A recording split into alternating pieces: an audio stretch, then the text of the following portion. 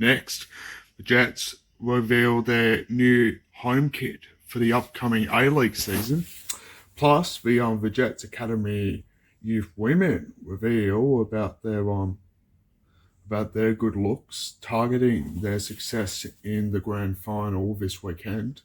And plus, we'll have more flashbacks and local sports stories from Newcastle and northern New South Wales, but this time from the year 1992. That's coming up next here on NBN's Local Sports News.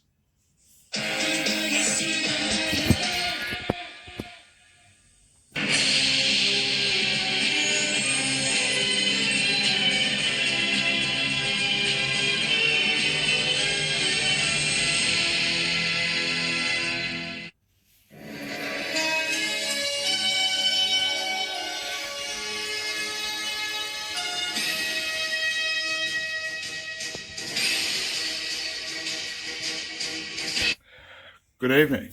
My name is Congley McLeod of NBN's Local Sports News. Tonight, that's gold as the Jets unveil the new home kit. The Jets Academy girls targeting grand final success. And we have a look at flashbacks of local sports news that occurred from the year 1992. But first tonight, the Newcastle Jets home kit for the upcoming A-League season looks set to be a winner with fans after the club's decision to continue with the traditional gold colours. Newcastle will gold in their formative seasons, including their championship-winning 2007-08 campaign, before switching to blue and red vertical stripes, as well as predominantly raw blue during their various incarnations. The club reverted to gold last season after it was overwhelmingly endorsed by supporters. It is understood a white away kit with gold stripes and a blue third kit will be revealed in due course. The home strip will again feature the Port of Newcastle sponsorship signage after an extension of last season's major sponsorship deal was agreed.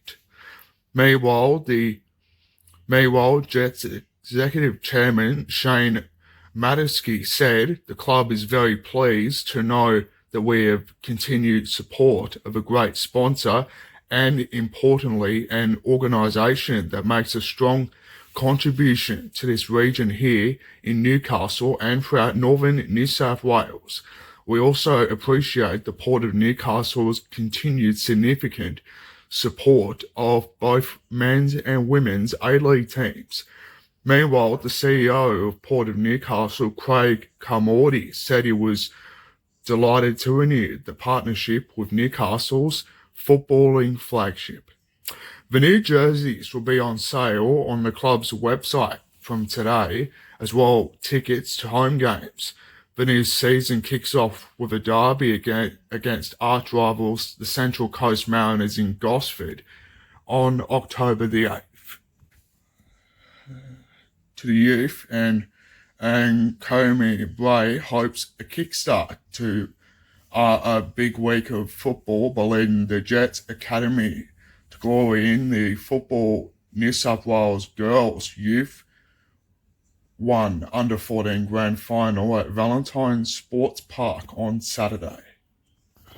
Bray is co-captain and goalkeeper of the Under-13 team, which plays up an age division in the Sydney competition.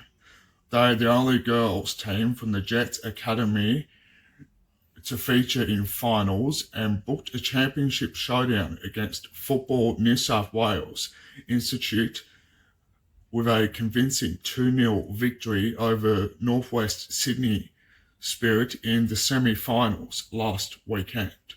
Meanwhile, Football New South Wales Institute, who also play up an age group, beat Premier's Blackdown Spartans 3-2 in their semi-final. The Muswellbrook Eagles. Meanwhile, Bray told us this week that it's been a great year. The Muswellbrook Eagles Junior is one of the youngest players in her team at the age of 12. Bray will now celebrate her 13th birthday next week at the Football Australia National Youth Championships in Coffs Harbour on the mid-north coast. To the NRL, and the Players Union has hit out over the handling of the controversial Caitlin Moran social media post, labelling the punishment for her nasty comments that appeared to celebrate the death of Queen Elizabeth II as far too severe. The Newcastle Knights utility back was handed a suspended fine of 25% of her salary this week and banned for one match over the Instagram post, which she later deleted. Meanwhile, the Indigenous star was met with NRL Chief Executive Andrew Abdo on Tuesday before the announcement of her sanction, which mandates she undergoes training and education. Meanwhile, the RLPA said in a statement that a fine equivalent to 25% of Caitlin's salary, although suspended, is far too severe. The Players Union on Thursday steered away from the political debate, but instead hit out at the NRL over the process and publishing over the proposed breach notice before it was accepted.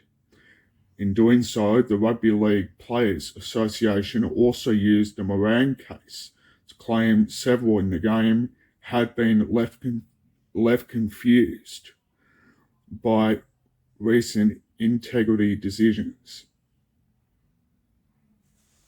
Abdo declined to comment when contacted by the AAP, given Moran has until next week to accept or dispute the NRL's punishment. Moran was initially named by Newcastle in their squad on Tuesday afternoon before vanishing off the team list on the club and the NRL's website as the Knights claimed they supported the ban. The ban effectively means that the former Jillaroo misses 1/5 of the women's regular season. In just a moment, we'll have the best sporting moments from this year, as well as from the classic ones from 1992.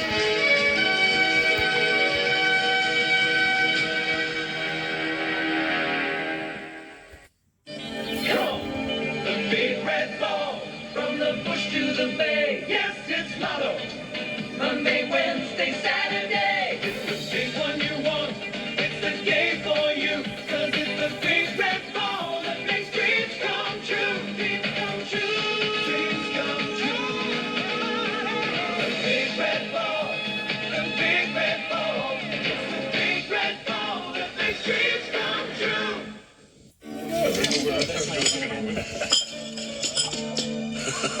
I'm going to buy that. Into big business now, are we? No, I'm quite happy with the small business I own, Louise. Who are you banking with now, Bob? Newcastle Permanent. No, I know. I mean your company banking. Yeah, we're with the firm. Didn't know they did business banking. Well, I have done for quite some time now, Dad. Oh, good move. That's mine. Thank you. Your business is in good hands with Newcastle Permanent. They're our building society.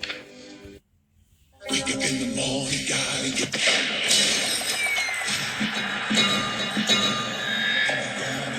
because the Herald is the best way to start your day.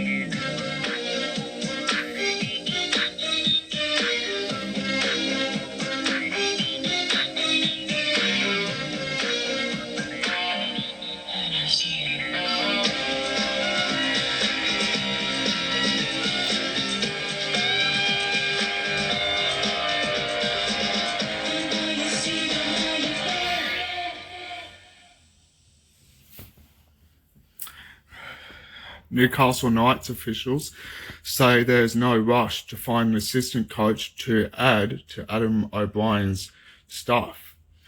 The departure of Willie Peters to Super League club the Hull Kingston Rovers has left a vacancy on O'Brien's support crew, and club management has identified a need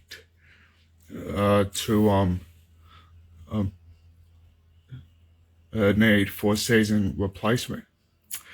In O'Brien's first 2 years at Newcastle's helm, he had former NRL head coaches assisting him in David Ferner and Anthony Seibold, respectively. The Knights qualified for the finals in both of those seasons. Still on the Knights, and their Jersey Flag Cup side will have a bye this week in the NSW. They're waiting for either the Panthers or the Roosters to play against them in the grand final. We are away in St Mary's. Week 1 of the finals started for the Knights Jersey Flag Cup side. They charge back. And of course, Newcastle knew exactly what to do. And it was time to score. But of course, Penrith did it first.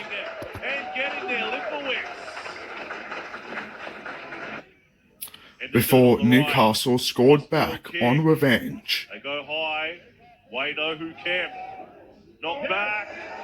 Ducking and weaving out of tackles. And it is the Knights who hit back through their 11. Keeley. But if Newcastle scored more tries, it was just marvellous for the Knights. And of course, the Jersey Flag Cup Finals series was starting to become more amazing. What a take from Sharp. And runs to the line and scores. Sharp by name, Sharp by nature. Strikes it well. And puts it through the middle. 12 points to 4. Then the other one quickly came above. With Newcastle, of course having a good go, as well as scoring their third try. Here they come. That'll be tough to stop. They won't be stopped. And it's James Johnson this time who has the try for the Knights. Big short ball on. And driven into the turf. Got to Ainu. The man put on the turf. But thankfully, no one can stop the Knights from taking the lead. To Riley Smith. Not even the Panthers, though. He's going to get there. Talfa, the man with the try. Crossfield kick. Looking for Ferguson. And of course, the Knights ran with the ball, scoring one of the best tries in the second half. Seen it. Paul Bryan, the bench prop. Paul Bryan scoring for the Knights. Only 20 points to 8. Now it was 22 to 8. Russell Smith, early ball, quick hands, bounces for Lawson, and an acrobatic finish means the 4 points for the Penrith Panthers. Cody Lawson almost had a try a minute ago. He won't be denied this time. And the Panthers. And of course, it was time to. And of course, the Knights were not allowed to. And of course, the Knights were not to be. And of course, thankfully, the Knights did not want to be denied. Another try for the Panthers winger. And there, where there's life, there's hope. As the Knights moved on to the major semi-final against the Roosters.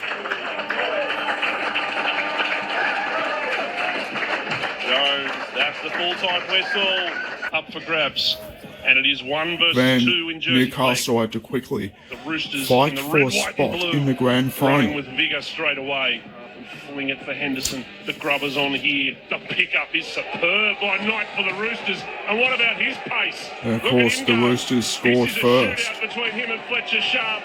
Knight is favourite, but Sharp is coming. Sharp is coming. Sharp comes second. It's Luke Knight's try for the Roosters, and it is magnificent. Oh, outstanding. Nothing better than a 100-metre sprint. Donahue, who But thankfully, the Knights Sharp, managed and there's a gap there for Fletcher to score Sharp. one back. Straight away. Off the scrum, we saw a shootout between the fullbacks in the first game of the day. And all signs are we're going to see another one here. Tackles in hand. Flat ball. Hodapua. It comes loose. It comes loose. And the referee says it came loose au natural. Yeah. It certainly Henderson did. And of takes it course, in. Now good Donohoe. news for the Donohoe takes Knights it to the line. as they It goes ran through the and line scored. scores. I was just about to say, Morgan, they look dangerous when they go that left edge of Donohoe. And Donohoe this time, he had runners on the outside, just decides to show and go. And at the 90-second countdown clock here, he's hit that one The well ball as well. kicked Oh, he can take as long as he wants it. He kicks them like right that. in the goal. O'Brien swings it for Donohoe. Newcastle, of And now course, Henderson and had to Sharp. go And now straight there's to a the chance grand in the final. corner. It's Peetster who goes over. Johnson drew and passed. Beautiful football from And it was the all Knights. thanks to another try. Gives it a thump. It's high. It's high. It is handsome. It's a beauty. From O'Brien gave it. Oh, Newcastle, there you go. Shows of what I know. course. Chip and chase for Sharp. Sharp gets it back. Sharp still going. Led There's a 18 chance to here if they 6 keep it moving. that time Henderson, and ran Henderson to back score inside. another Still try. alive. Gives it to Sharp. Second quickest man on the field. He scores for the Knights. The trick shot did come out, and it was a corker. Absolutely sensational. Just in from the first Newcastle half. Knights. We thought they might be happy just to finish it up, but they had other thoughts. And it was a wonderful little chip and change By O'Brien. They keep going here. Now it's Mossman. The Roosters Early ball tried to Marty. everything they could Marty to props have and a keeps fight going. back. And still to Marty. And still. And twisting. And held. And held. And scoring. Astonishing. He's got it down at the very last. But thankfully, Now a chance for it was Savama all the into open Knights space. Only onto Sharp the in good front of him, books. threw a dummy to no one in particular. Kept it going. Razzle dazzle Roosters. Try in the corner. Karavalevu. as the Newcastle That is Knights gorgeous. got through to the grand final. He Of the Jersey starts it Flag central Cup. and keeps it going central. Puts it over. Deep now to Donohoe and Henderson. They'll go to the sky again. Peetster will fancy this again. He goes up. He couldn't keep it in. The ball goes dead. They will go out to the 20. Short, main whacked. Henderson again. Outstanding. The Knights defence winning from the match halfback. 24 Short to little ball. 22, Set play. Front row is over. with Newcastle becoming the first to go through Big to the man grand season final. continues, and the Roosters are going to be back within 2 with 11 to go. Last tackle, Mossman will go high. He'll put some pressure on Peetsner here. Peetsner can hear the footsteps. Peetsner gets a whack from Stringer, and he grounds the ball in goal. There will be blow-ups here from the Knights. There's a penalty to the Roosters. They're going to take the kick. Well. It was a high tackle. There was a penalty in the back play. The Roosters, with 0 seconds left and a 2-point gap, have a kick from 45 out just to the right to save this and send it to extra time. The last play of regular time. The last play of the game if he misses. Watch the trainer. Kick it and it's extra time. Miss it. And it's the prelim. He slips. He got a good bit of it. It's dropping short. It's no goal. It's thrown dead. The Knights do win now. At the second time of asking, they do win now. It will be 24-22. There will be no miracle. It's the Knights who go through to the grand final. Meanwhile, it's a do-or-die clash tomorrow in the preliminary final. The Knights will be joined by the Roosters or the Panthers in the grand final. While in the Newcastle Rugby League grand final, Maitland were crowned premiers after defeating Macquarie with a huge victory on their hands. Glass sandwiches tomorrow or tonight. And of course, Brock Lamb scored 2 tries for Maitland. And of course, Maitland won the match. And of course, the grand final. 40 points to 4. Reed out there. 1 each to Jada Butterfield, Alex Lakeridge, and now Matthew Sopalola with a big swan dive at the end. Well done to Maitland. Meanwhile, Scone defeated Denman in the Group 21 Rugby League Grand Final, 42-6. Meanwhile, Mayweather Carlton managed to secure a huge victory over the Hamilton Hawks. It was right in the major semi-final of the Newcastle and Hunter Rugby Union.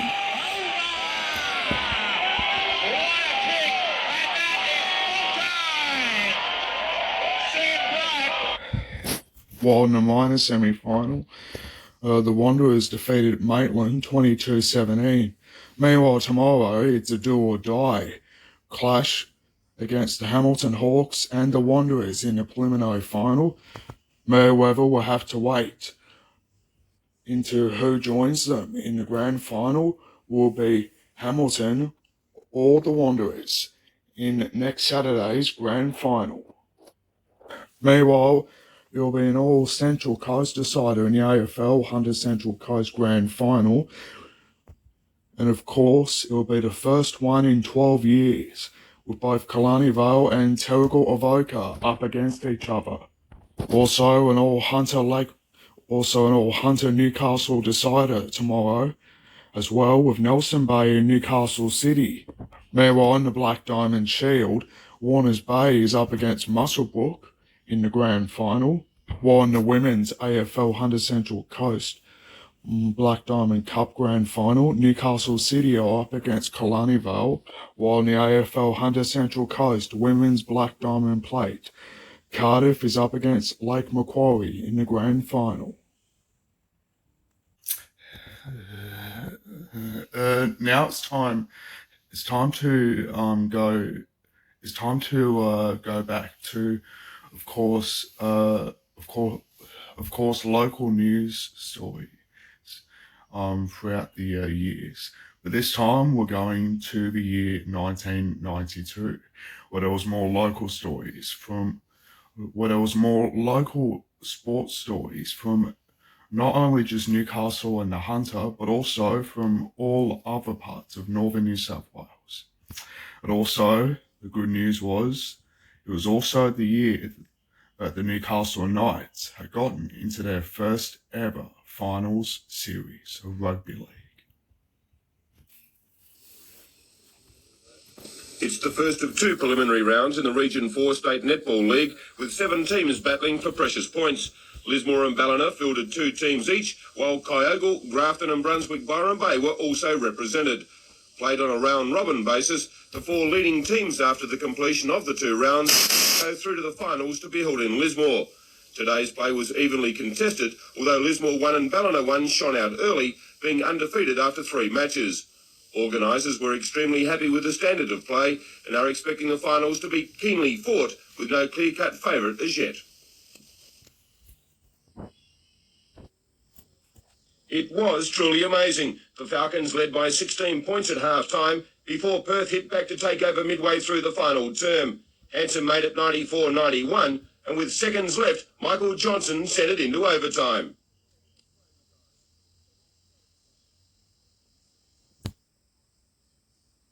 You could cut the tension with a knife. Crawford grabbing a break for the Wildcats before Dozier made 2 to level the scores at 102 apiece. Again, with only a couple of seconds left, Johnson this time was the villain. Aussie boomer Andrew Vlahoff opened the second period of extra time with a super basket. James Crawford stretched the lead, and then Terry Dozier, with time all but gone, had to make 2 from the line, and he hit the first. Here's number 2. To the third stanza of extra time, but this time it was all Perth. Steve Davis came in and hit 4 straight shots from the line. Sean Dennis brought a couple back for the Falcons. But Vlahoff, who was the star, fittingly put it out of the reach of the Falcons, and the Wildcats were home by 5. In this bout, Bianchi of Casino in the Maroon seemed to be on top of his opponent Trajan from Tweed Heads. Bianchi continually stuck out the jab, and it was no surprise that he was awarded a unanimous decision in the 67-kilo division. Only 3 fighters in the super heavyweights, but the elimination bout was to say the least sensational. In the white singlet from Grafton, weighing in at plenty, undefeated Graham Fallon, the winner of the majority of his fights in the first round. In the yellow singlet from Taree, relative unknown Wayne Drury, but he wasn't about to take a backward step. There was plenty of leather thrown in the opening exchanges, style making way for pure, unadulterated buffet. And the blood flowed like water, and many of the big hits found their mark. Drury found the range in this flurry of punches to stagger Fallon, but the ref sent Drury to the corner to mop up. Out came Rocky, to be met by murderous barrage from Fallon.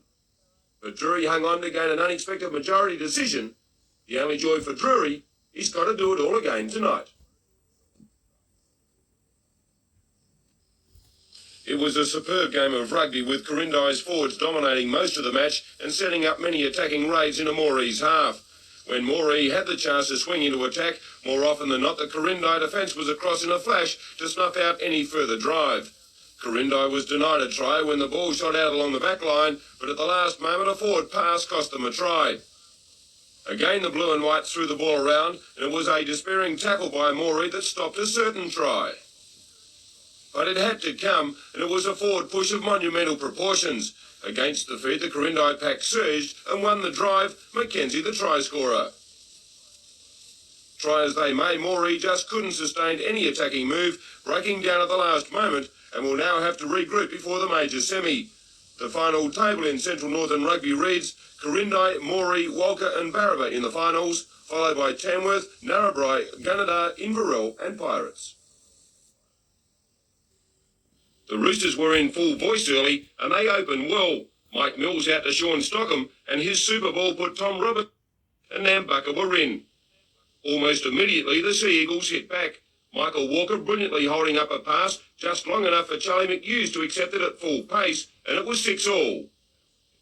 Maxville went ahead in a moment, throwing the ball around like a hot potato, forcing passes to anyone, and finally, it all paid off.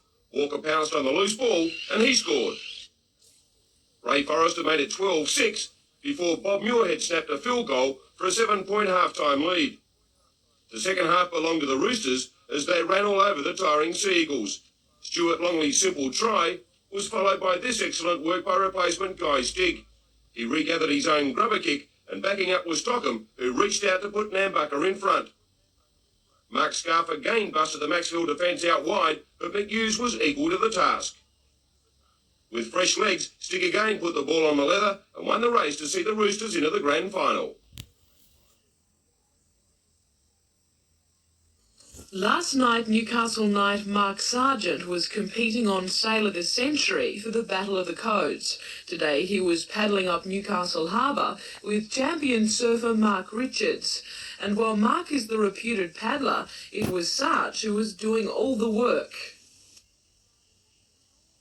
It was all rather silly, but then so is wearing a red nose. And on August the 28th, most of the state will be doing just that for a very serious reason. Last year, $170,000 was raised in the Hunter through the sale of red noses and badges. This year, it's hoped to reach the $200,000 mark.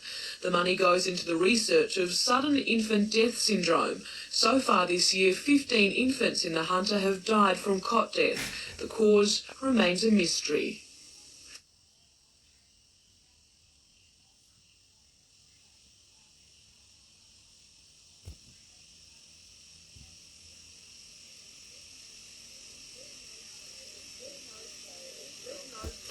Red Nose Day also helps to break down the barriers by heightening awareness of a tragedy which can strike any family at any time. It is now my great pleasure to officially launch Red Nose Appeal in the Hunter, and I urge everyone to go out and buy as many red noses as they can for the car, for the house, for yourself. Do the whole tribe up in it.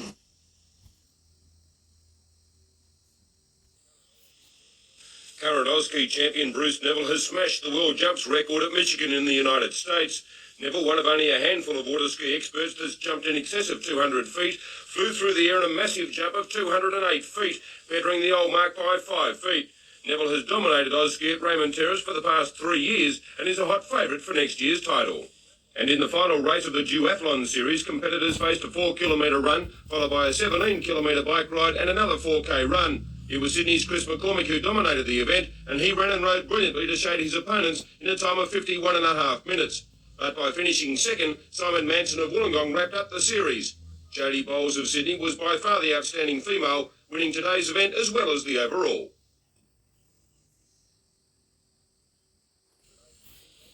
The order of the day for the Bulldogs was back up, and they did that superbly. Dooley a super offload to Steve Linnane, and he made space for himself. And who was on the spot? None other than the legend himself, Peter Brady, and Curry were in.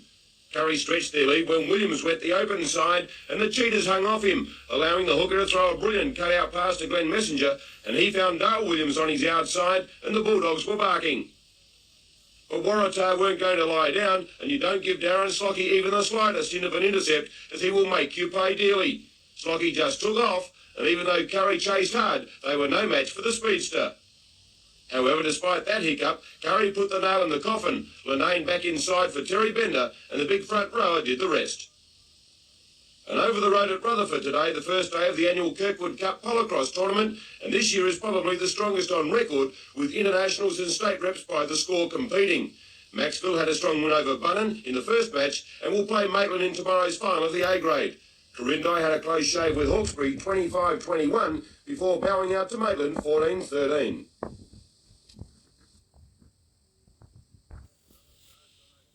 Former Cronulla star John O'Connor and Arara's Aaron Gill weren't swapping family photos early on. It was more like TV ringside. When things settled down, Brenda Moran made a small break, looked back inside, and backing up was Shane Holton, who did well to score. And things in the second half really hotted up. Big Ian Sawyer busted the Urara defence out wide, and O'Connor loomed up on his outside. A despairing tackle halted O'Connor's progress for a moment, but he was still able to get up and score. A late tackle resulted in another fiery outburst, Sawyer copping a couple of beauties. Paul Gardner was able to play the ball forward, no markers, and he put the head down, and it was Woolgoolga who were in control. But Arara hit back, and Brad Hart was brilliant, scoring under the posts, and then through sheer strength somehow got a ball onto his centre, and they were in, but it wasn't enough, and Woolgoolga were home by 2 points.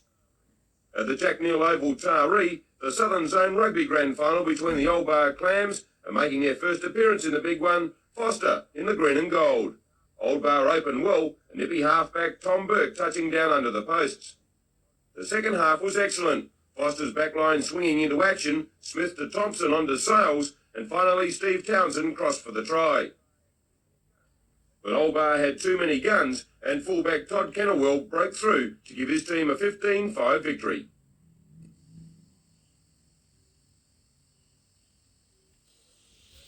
Brian Quinnan was electric in the opening minutes as he raced away to score on 3 occasions, this the first, and then fullback Mark Mulligan set up the flying centre, and Lake United were on an early roll. More punishment for the Lions as again Quinton cited a gap bigger than the heads at Nobbies, and Quinton took full toll to race Lakes to an 18-0 lead after 10 minutes. Back came the Lions, Darren Ford onto Dean Mikowski, back to Ford, and backing up was Simon Cook, who did the rest to score the try. Then sensation, as we stopped for a battery change, Walters allegedly went high, and referee Williams signalled to the shed.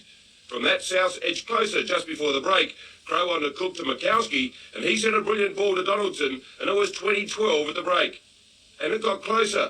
Butler busted the Seagulls' defence, and Cook backed up, his pass a pure speculator, but on the spot was fullback Brad Guy, who dropped the ball onto the boot, and then won the race to touchdown to narrow the gap to 2. But then Lakes United steadied, Carter to Hubbard to Quinton, and he was in for number 4. And for Simon Cook, a shocker, his pass ending up in Gary Bray's hand, and he turned defence into attack. Backing up was Hubbard, and Lakes United were home to set up a meeting with the Rosellas.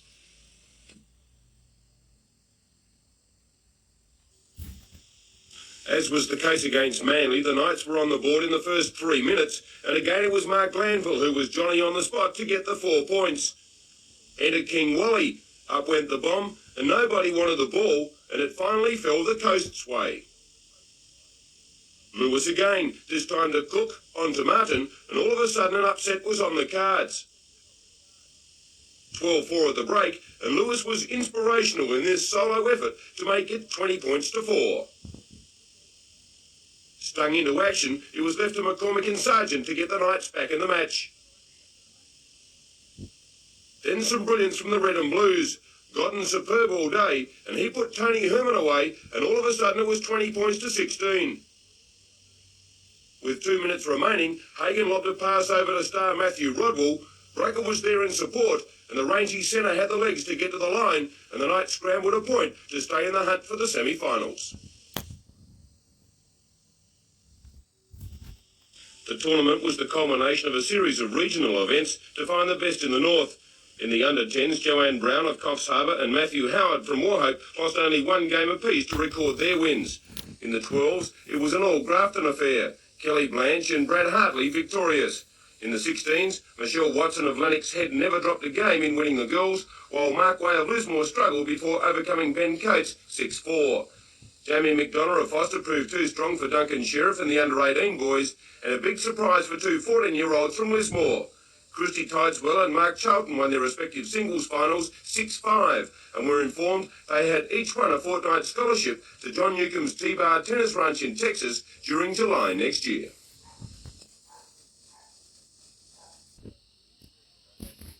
Attack was the order of the day, with defence at times non-existent. Moree hit pay dirt first up when Scott Arthur swivelled out of a tackle in his own half and set sail for home. Up over the halfway, Narrabri fullback Jim Meppen came across in cover, but Arthur brushed him aside with ease and raced away to score. Again, the Narrabri defence fell apart when Moree gained possession from second phase play, and tall winger Damien Smith sighted a gap as big as the Sydney Heads and made Narrabri pay for their slack defence. There may be more heard about a suspected late tackle by Meppen. But to their credit, Narrabri crossed for a smart try. Out along the back line through three sets of hands where Adrian Swagger was waiting, and he did well in skirting the Moree defence to score. Corindi lead the competition from Moree and Barraba, with next week's match between Walker and Tamworth all important, although Tamworth must beat Walker and then rely on them being beaten in the final round to qualify for the finals. With a win over the Steelers last week, the Sharks were looking for their second big scalp, and it was only a good run by Robbie O'Davis that turned the tide for the Newcastle Knights. From there, it wasn't long before the red and blue machine got rolling. McCormick again the springboard for a raid.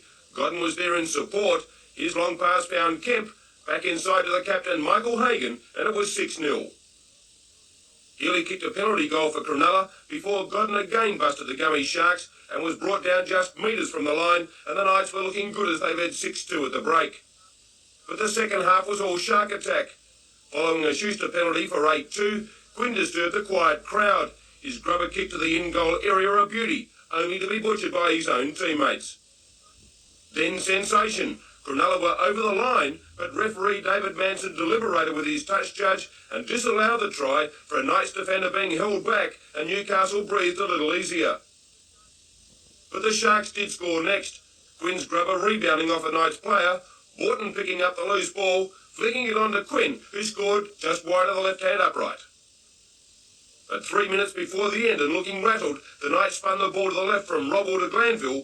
Kemp did well to handle, out to O'Davis, and Big Sarge was backing up, and the Knights were home and in third spot with a 14-6 win.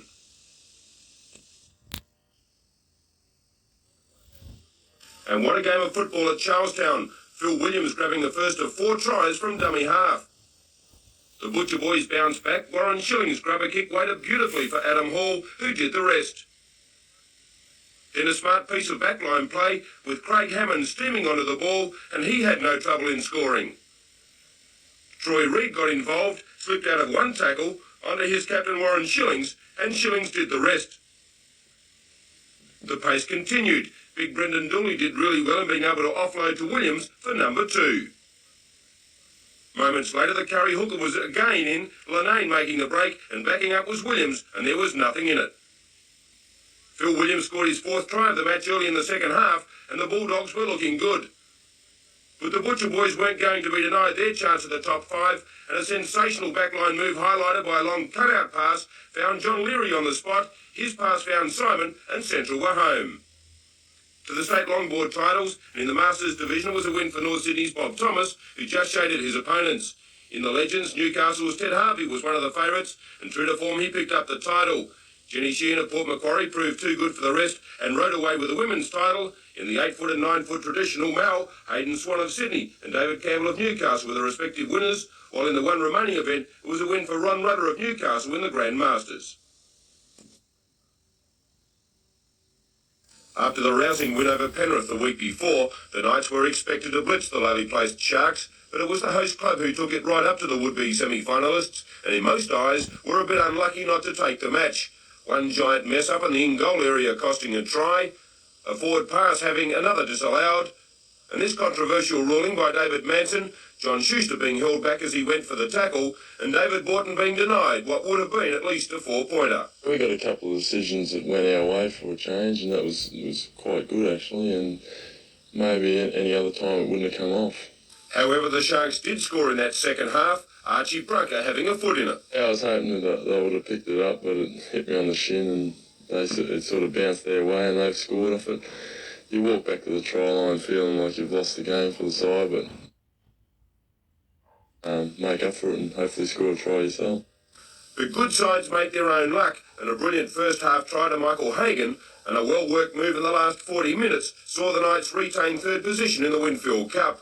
While happy to take the points, there was plenty of praise for the Sharks. Well, the Sharks had a blinder of a game yesterday. They come out to knock us off the top of the league. The forwards played very well, and they sort of give it to us real well.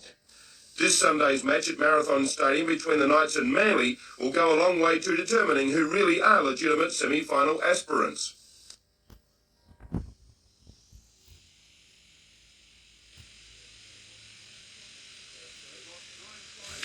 He'd notched 9 tries in first grade.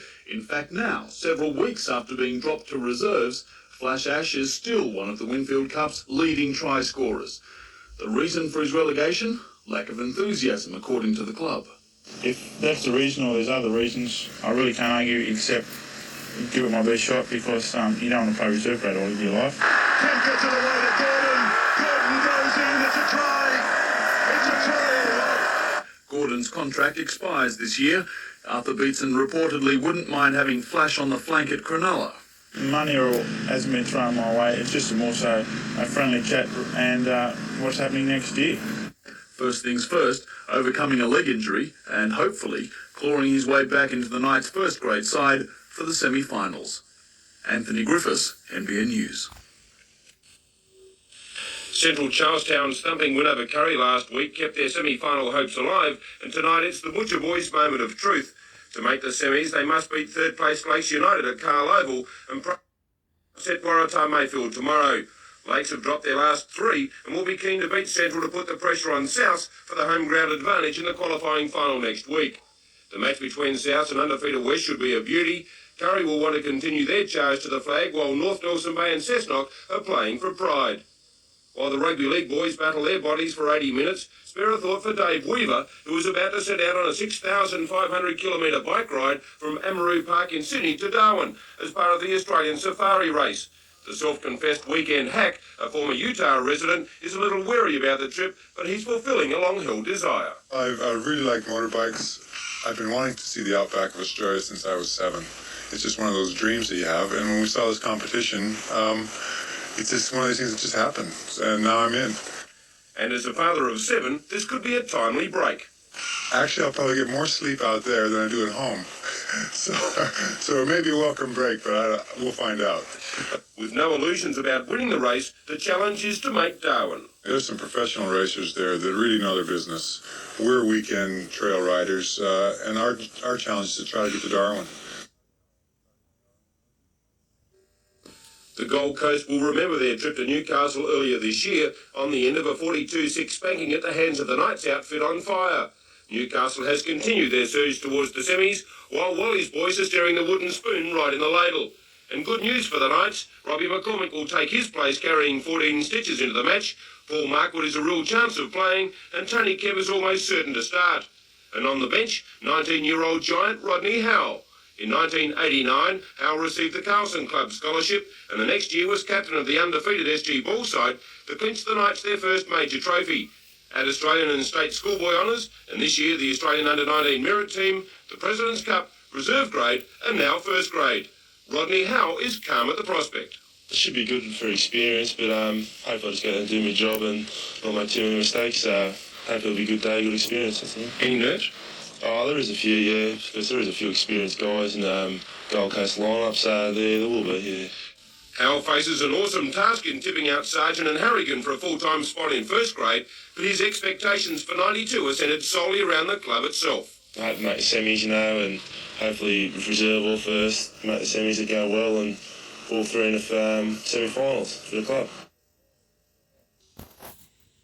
Foster in the red and white made it into the final four of the competition with a win at home today against the Metro West champion team, Dawson Primary School from Penrith. With a strong and controlled forward game, Foster kept the visitors scoreless, at the same time amassing a huge 43 points of their own with tries scored mainly through the backs. Foster will now play Tormina Primary from Coffs Harbour in a semi-final. The final of the Westmont Shield will be played at Parramatta Stadium on the 19th of September.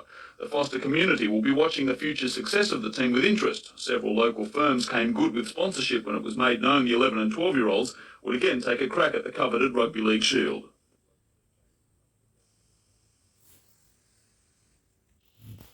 It's been a frustrating 4 weeks for Harrigan, forced to watch from the sidelines as the Knights continue to scramble up the Winfield Cup ladder.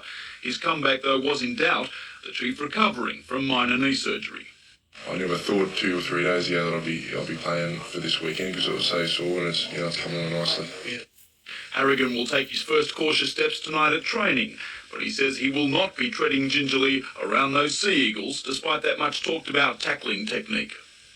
It's just one of those things you've been taught as a kid to lift your gun sights around the ball and make sure the blade doesn't get offload. And I think that's the way I'll continue to tackle because it is clean and effective, and I think that's the best way to tackle. Harrigan's inclusion is the only change in the Knights lineup, which has been firing in recent weeks. A win against Manly on Sunday will keep them in the top 3.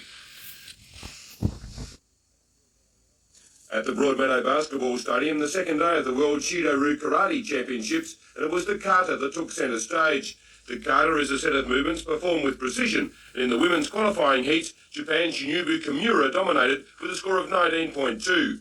Newcastle's Charlene Machen was also impressive, being one of the leading qualifiers with 18.9, and she was joined on the same score by the brilliant Lisa Ling. The men's final tomorrow should be a beauty. Tournament director Brian Hayes with 21.5 points, throwing down the gauntlet to all and sundry. Souths opened up as if they were the Tooheys Cup leaders, out along the back line, and Crows passed back inside, and Brad Guy did the rest. All of a sudden it was 16-0. A simple move, and Butler on the ball touchdown under the posts. But West are a good side, and just before the break, Darren Tracy, with a touch of individual brilliance, broke West's long-standing try-scoring record, grabbing try number 22. From there on, it was all Western suburbs, Tracy scoring again from a superb backline move that saw many sets of hands involved, and the Rosellas were home. It was sudden death, and Big Peter Hull got Aurora on a roll, accepting a nice pass from Darren Blakey to score next to the posts. Brad Hart had a great game, this field goal edging Aurora closer to victory over Kempsey. Kempsey hit back, however, a sweeping backline move out to Marty Krieger, and Kempsey were back in the match. But Aurora had their sights on a win, Brad Hart superb. A full report on the semi-finals in NBN's News tomorrow night. You could call it a nightmare. It's been almost 2 years since Tony Butterfield played a full game for Newcastle. Injuries to both legs and a broken arm have kept him out. Now the waiting is over. An optimistic Butterfield will make his comeback on Sunday when the Knights take on the Seagulls. Initially, it was thought he would be on the bench for reserve grade. No, I've been told I'm going to start, so they've thrown me to the Lions, but I'm looking forward to the challenge. It's a timely recovery, with Newcastle continuing its semi-final surge. Butts is hoping his next taste of first grade will be at the Sydney Football Stadium. If they can use me in any capacity at all, then, as I say, I'll give 100%.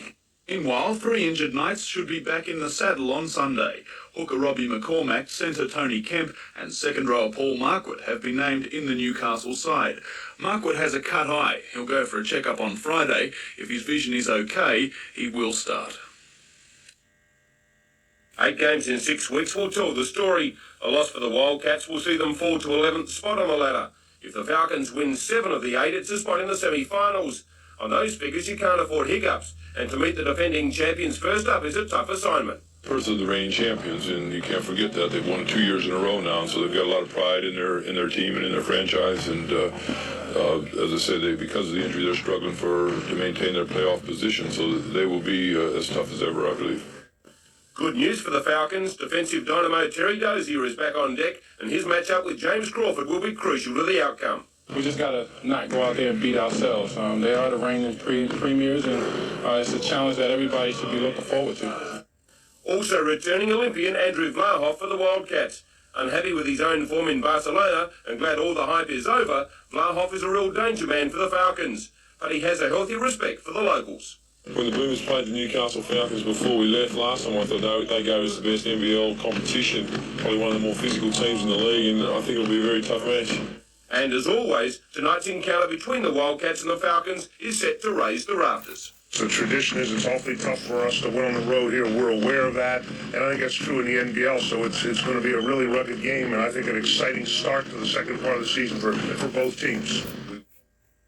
Yeah, we always realised it was going to be a hard task up there at Gold Coast. They had nothing to lose, and we didn't seem to control the football very well in the first, I suppose, 3 quarters of the game.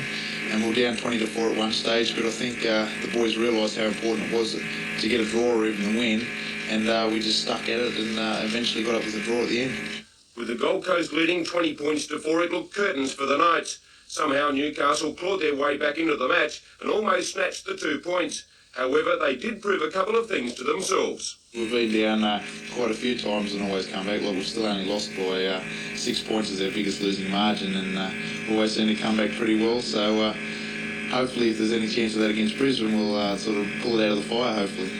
There was some concern that Rodwell, who has been a vital linchpin for the Knights for most of the season, may have severely hurt his ankle, but good news at the moment. It's fairly painful at the time, but I worked on it last night with some ice, and the doc said it looked pretty good for the weekend. And Newcastle will need the juniors rookie in their upcoming games against Brisbane and Canberra if they are to make the semi-finals.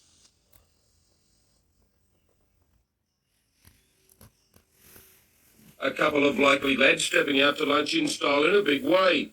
And even the stretch limo that ferried Mark Sargent and Paul Harrigan to a surprise nosh-up looked small, as the Newcastle Knights front rowers pondered what all the fuss was about.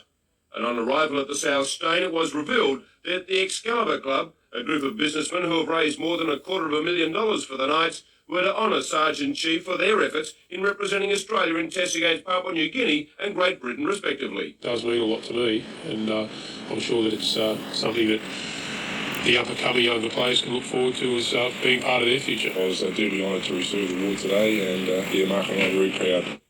Harrigan's season has been one of highs and lows, and that 4-week suspension really cuts deep with the Chief. I was pretty angry. I suppose the only way you do it is channel it and make sure makes you keen and more determined to do what you want to do. But I look at the year overall as a high, and that just as a hiccup for suspension. And yeah, sure, it did make me angry, but it just made me more determined. So good thing about it, it's been a good year and it isn't over yet. So that's a hiccup, and the Knights have a long way to go. And personally, I think I'd like to back us in there. However, all personal achievements are quickly put aside as the Knights prepare for one of their biggest matches ever against Manly on Sunday at Marathon Stadium. Both sides are back to almost full strength. We've lost David Boyd, but we've still got to put a pretty good side on the field. Manly have finally started to show the form that's probably been expected of them from the start of the season, and it's going to be a tough game. They call it the Battle of the Hastings, and the North Coast neighbours wasted no time getting together. The Sharks scored twice through centre Phil Rock and 5/8 Brett Avery. Warhope was kept trialless. Second rower Gary Cook kicked 2 penalty goals. Halfback Sean McNamara potted a field goal. The final score 12-5. Port goes straight into the big one. Warhope now has to tackle the in-form Wingham Tigers in next week's final at Warhope. 11 netball associations from Newcastle, Sydney and the North Coast gave up their Sunday to play in Tari's annual major round-robin event. Teams were sorted into divisions and trophies awarded to winners and runners-up. To add to the abundance of netballs and pleated skirts, Tari also played host to a round of the State League. This is the first year Tari has been represented as a region on its own, previously having to travel to Newcastle or further north to Coffs Harbour to play in the state competition. Winners from the weekend will now play in semi-finals held in Kempsey later this month. It was a must-win game for both teams, Perth hoping to leap up the ladder and the Falcons trying to hang on to playoff aspirations. What the fans witnessed was unbelievable. 94 all at the end of ordinary time, and then no less than 3 periods of extra time to find a victor. We had our chances and we didn't quite make it happen, but certainly from the fans' point of view, it was a great spectacle. Perth trailed for most of the match before getting their noses in front late in the fourth quarter. The Falcons had every chance to wrap up the game, but failed to capitalise on a 16-point lead at half-time. When we did have the lead also, we have to look at why we didn't play well with the 16-point lead and let them come back, take back 8 points straight in the start of the third quarter and 10 points at the start of the fourth quarter. So there's some deficiencies in our game, but we're going to look at that and we're going to, I think, win ball games here that maybe we wouldn't have won in the past. But the Falcons can take a lot of heart from the battle against the defending Mitsubishi Challenge champions. It was a gutsy performance by the team. Unfortunately, that doesn't calculate into wins, and in this business, that's all that we're really interested in, wins. It might get the crowd back and might keep people on our side, but eventually you've got to start producing some of these good efforts into wins. If we can do that, then we'll look a lot better. Wingham has come alive. There's a buzz in the air generated by 13 enthusiastic sportsmen. Tiger fever has gripped the town, with the Wingham Rugby League team undergoing final preparations for the Clash of the Year Grand Final against the Port Macquarie Sharks this weekend. Everywhere you look, there's a black and gold tiger in some shape or form. In the shops, on the shops, and on the streets. The people's support is clear, and you'd think the whole town was taking to the field on Sunday. Captain coach of the Tigers, Brian Wilson, is confident his team, previously tagged as the underdogs, can come up with the trophy against the dual defending premiers. Yeah, we're fairly confident. Yeah, we know we can beat them. We beat them in the last competition game, and we think we can do it again Sunday. After finishing fourth on the table, the Tigers have made it the hard way to the grand final, beating Foster and Warhope in the lead-up games. Sunday's grand final begins at 3 p.m. at Taree.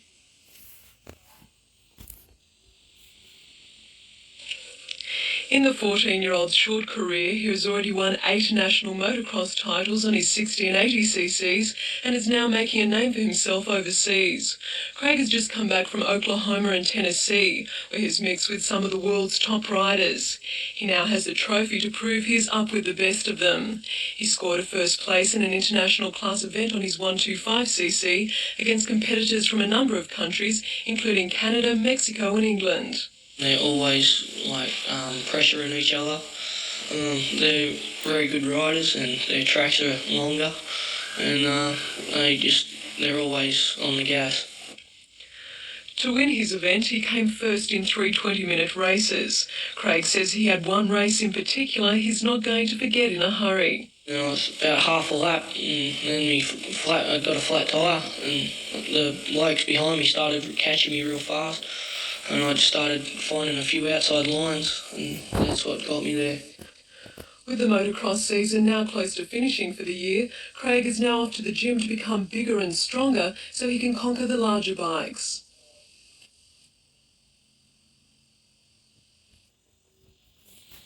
All the Farrer students and a good number of Tamworth residents cheered the local 13 onto the field. But from the kick-off, it was obvious the Yanco team from the Riverina was going to be hard to beat. Farrer was strong in defence, but proved to be no match for the Riverina boys. Yanco's Matthew Capel brought up the first 4 points. Farrer hit back soon after with this try from Andrew Barwick, but unfortunately it was not a sign of things to come. At half-time, Farrer was trailing 20 points to 12. Coach Bill Peterson gave them a stern talking to for a better second half, but Yanko went on a try-scoring spree.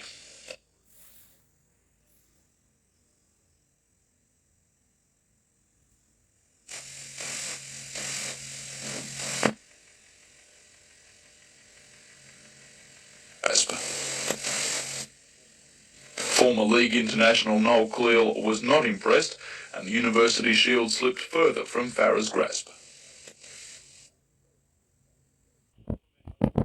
And complimenting the contingent of T-ballers and baseballers, teams from Brisbane, Lismore and Tamworth who are throwing down the glove to the locals. Ranging in ages from 10s to 14s, it's hoped this carnival will continue the development of baseball, especially with the T-ballers who are learning the basic skills of the game, and by the looks of today's standard, and of that of which will be on display tomorrow, the game is in good hands.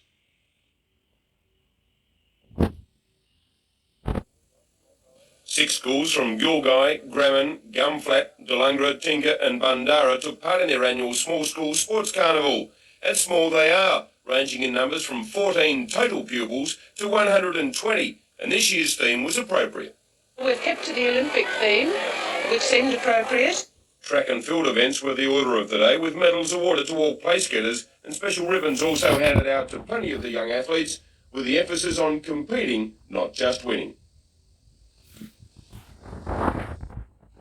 Kempsey opened superbly when the backline swung into action. Rogers made the initial break onto Bailey, and he found Maynard backing up. Looming in support also was Kerr, and he did the rest to score. Applying pressure close to the line, Kempsey forced Coffs into error, and it was another try. Again the forwards worked overtime for Kempsey, and they went further ahead, a barging try, and Coffs were in tatters.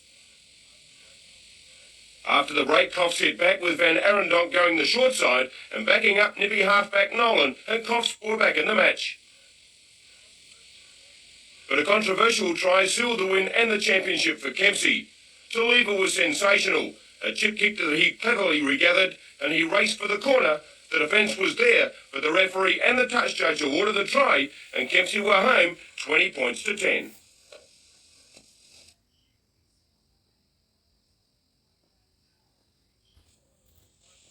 It was one of the most spiteful matches seen at Townsend Oval for some time, with niggling tactics all the time, finally spilling over to wild slugfest.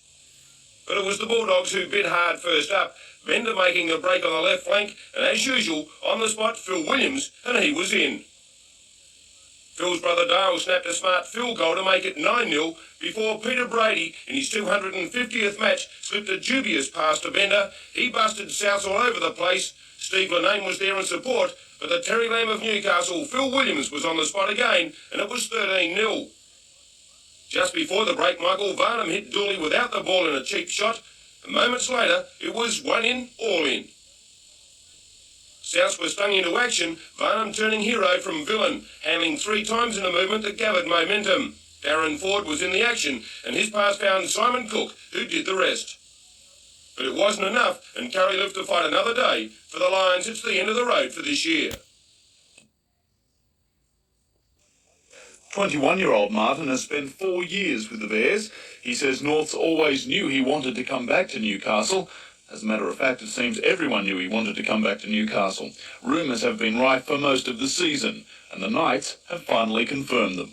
His decision is now to come to the Newcastle Knights for the future, and we're quite excited about that because it just gives us a lot more options next year as to how we do things. And that's the next question. Newcastle isn't lacking in the halfback department, and it's unlikely Robbie McCormack will be ousted from hooker, so where is Martin going to play? Next year's footballing arrangements are next year's decisions. After all the talk, Martin still hasn't signed anything. If you follow the saying, it's not over till the fat lady sings, you can also say that the player's not signed till the footballer puts his signature on the contract, and that hasn't happened yet. It's expected he'll wrap up a 2-year deal with the Knights next week. The Curry Bulldogs were an inspired outfit last weekend when they put pay to Waratah Mayfield's season. Led superbly by experienced players Steve Linane, Peter Brady and Phil Williams, Curry clicked and stormed away to set up a meeting with South Newcastle in tomorrow's sudden death minor semi-final. South were on the end of the Lakes United 16-point drubbing, with the Lions' rock-solid defence falling down in one of the big tests of the season. Richard Jones has worked overtime in that area and will be hoping to maintain their renowned brilliant attacking flair. Lakes United breathed a sigh of relief when captain coach Steve Walters, sent off last week on a suspected high tackle, was only fined by the judiciary, and he'll be lining up to tackle undefeated Western Suburbs. It has been a great season for the Neil Baker-led Rosellas, and they will be raging favourites at Harker Oval on Sunday. But as everyone knows, funny things happen in footy finals. It took 3 periods of extra time, a National Basketball League record, for the defending champions Perth to take the points against the Falcons last Friday night. But for the locals, that's little consolation, as they desperately needed the win to stay in touch for the top 8. And again, after a promising start where the Foster's Falcons won 3 of their first 4 matches, their feathers have fallen off, slumping to a 5-win, 12-loss record. One of those wins was against Geelong way back on May the 30th.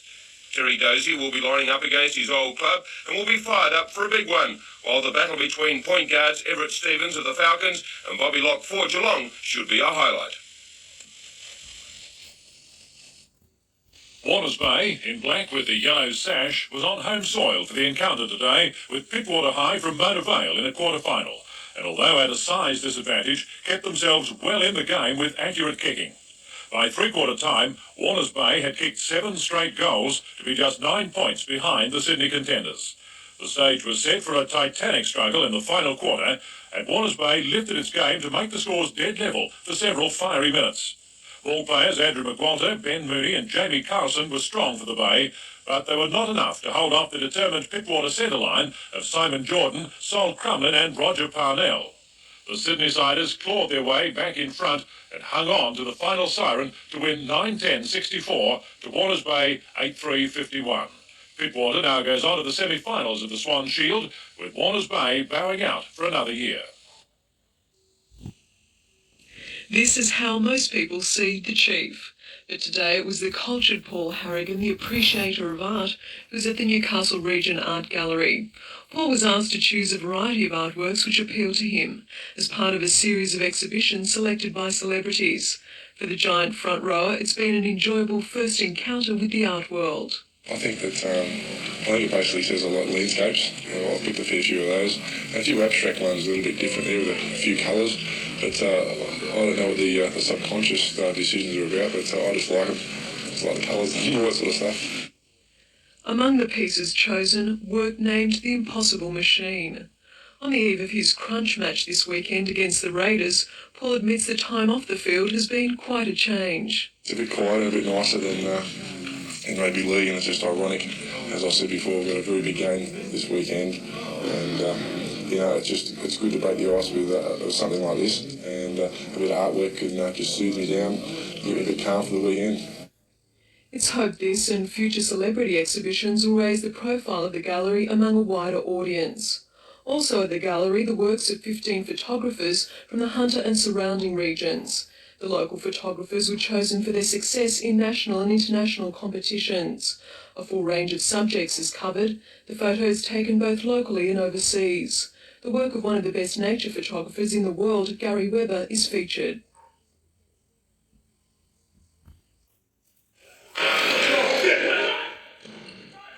A win last night would have given the Aussies the cup, but according to assistant coach Greg Blight, the team spent too much time thinking about the previous 3 wins to be effective against Japan's top side. The omens weren't good for the Aussies. Power hitter Steve Ludd declared himself unavailable yesterday morning after straining a thigh. Japan settled quickly. Australia was soon on the back foot, trailing by 2 sets. They looked to the bench for inspiration, but all too often flashes of brilliance were dulled by inconsistency and errors. Australia scrambled to win the 3rd set, but any glimmer of hope was extinguished as the Japanese cruised home to win 3-1. The teams do battle again tomorrow at the Whitlam Centre in Liverpool. If Japan manages to square up the series, it will retain the Australia Cup. It's the ultimate test for the Knights. Never before has the young club made the semi-finals in first grade, and never before have they beaten the Broncos. Now would be a good time to do just that. I think it's probably come down to certainly this week and the following week against Canberra, so a very exciting time for the club, but a couple of very hard tasks in front of us. What sort of pressure have you put yourselves under, having to beat Brisbane for the first time in the history of the Newcastle Knights?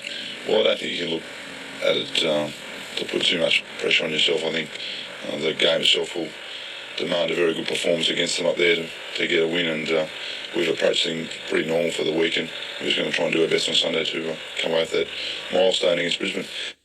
Earlier in the year, the Knights went so close to snatching an historic win, a disallowed try, and Alfie Langer sealing the win for Brisbane. Last weekend's performance against the Gold Coast was anything but spectacular. A draw against the Wooden Spooners, where 2 points were up for grabs. But the Broncos aren't taking too much notice of that form. David Waite probably put a cracker underneath them and, said, you're lucky to get a point away, and it's cost them dearly. I think they have to win their both games now, so they'll be very determined to beat us on Sunday. And even the added incentive for the Broncos, it's the last match at Lang Park, isn't deterring the Knights from the task ahead. I think we can still control our own destiny if we do win on Sunday, and that's what we'll be trying to do.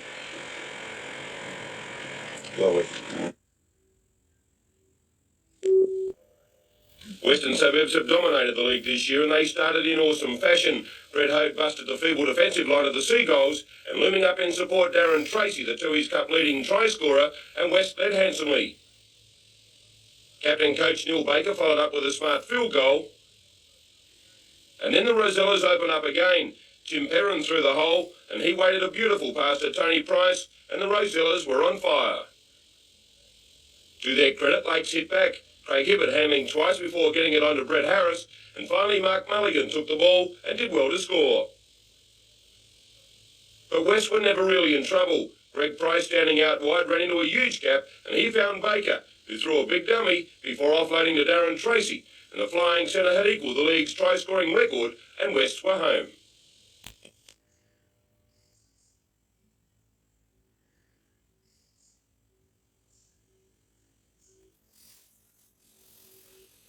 It was real semi-final football with the odd flare-up, as you would expect. Walker had the best chance in the first half, but Simon Burnett not able to handle on the end of the movement. Charlie Darlington put Barraba in the lead, and the reply from Michael Crawford was an absolute ripper. In the second half, it was David Banovich who seized on an opportunity. An intercept deep in his own half, and he put the accelerator down, and Barraba were through to the final. And it was the defending premiers who were on the board after only 3. The Tigers allowed the bomb to bounce, and Gary Nosworthy was Johnny on the spot, and he scored. Wingham, however, responded to the challenge, and after constant pressure on the port line, it cracked. Paul Andrews beat tackles close to the line, and all of a sudden it was 6-all. In the 23rd minute, Port made a bad blue losing the ball, and pouncing on the opportunity was Martin Hannon, and he raced away to score.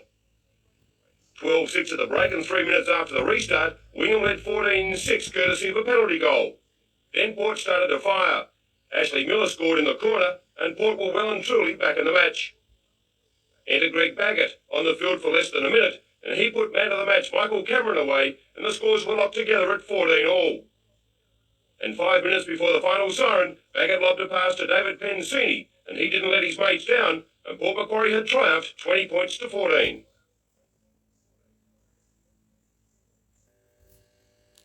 Midway through the first half of yesterday's game, and the Knights looked on target for a win. We started the game as well as any other game we've played in this year. I was particularly pleased with our first 30 minutes or thereabouts. Then the wheels began to fall off, the half-time penalty count 9-2 in Brisbane's favour. I thought we'd shed the tag as being the bad boys of the league in the last 12 months, and all of a sudden we're not disciplined and we're up to our old tricks. Among their reprimands, sin binning lock Mark Glanville and halfback Matthew Rodwell. The decisions of the sin bin had a major influence on the game. Everyone now knows that the try from Kevin Walters wasn't a try. Waite spent today reviewing the game some saw as rife with controversial refereeing decisions. He's compiled a tape of instances he describes as inconsistent decisions. This he'll send to New South Wales Rugby League headquarters tomorrow. And that's where it ends. There will be no official complaint lodged. He says the game is now history, and Sunday's clash with Canberra the priority. He expects everyone to be fit for the game. The only player shrouded by doubt is David Mullane, who injured his shoulder yesterday. But question marks could also be placed against Mark Sargent and Brad Godden, who were both suffering concussion. This week, Waite says it's training as usual. No new strategies, just maintaining the routine. He also believes the community can help. Playing at home is a bonus, playing in front of your home crowd is a bonus. That sometimes affects decisions the referees make. Catherine Lamond, NBN News. So far in season 1992, Western Suburbs have been outstanding, undefeated in first grade and minor premiers in all three grades, with first and third grade already through to the grand final, giving them the club championship. With that record, it's no wonder they dominated the awards last night. West Centre Darren Tracy is the Tooheys Cup leading try scorer with 26, breaking several records on the way to his award. Neil Baker missed out on a grand final win last year, but he has the Rosellas in this year's decider and undefeated, and you couldn't go past the former Winfield Cup star as Coach of the Year. As usual, Curry's Phil Williams was the leading point scorer in the league. Cessnock's Bill Peden was named the Players' Player of the Year.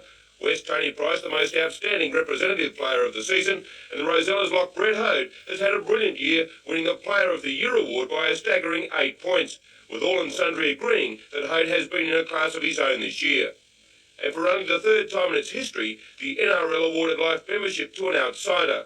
Long-time league correspondent with the Newcastle Herald, Jack Farrell, who will retire after this year's grand final, was given the code's highest honour for a lifetime spent reporting Newcastle Rugby League. Well done, Jack.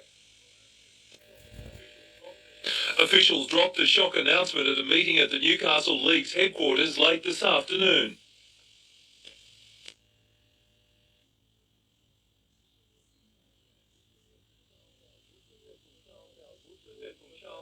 The Central Charlestown Butcher Boys have a proud 83-year history, which includes 6 premierships. Knights and Australian representative Mark Sargent played his junior football with the side.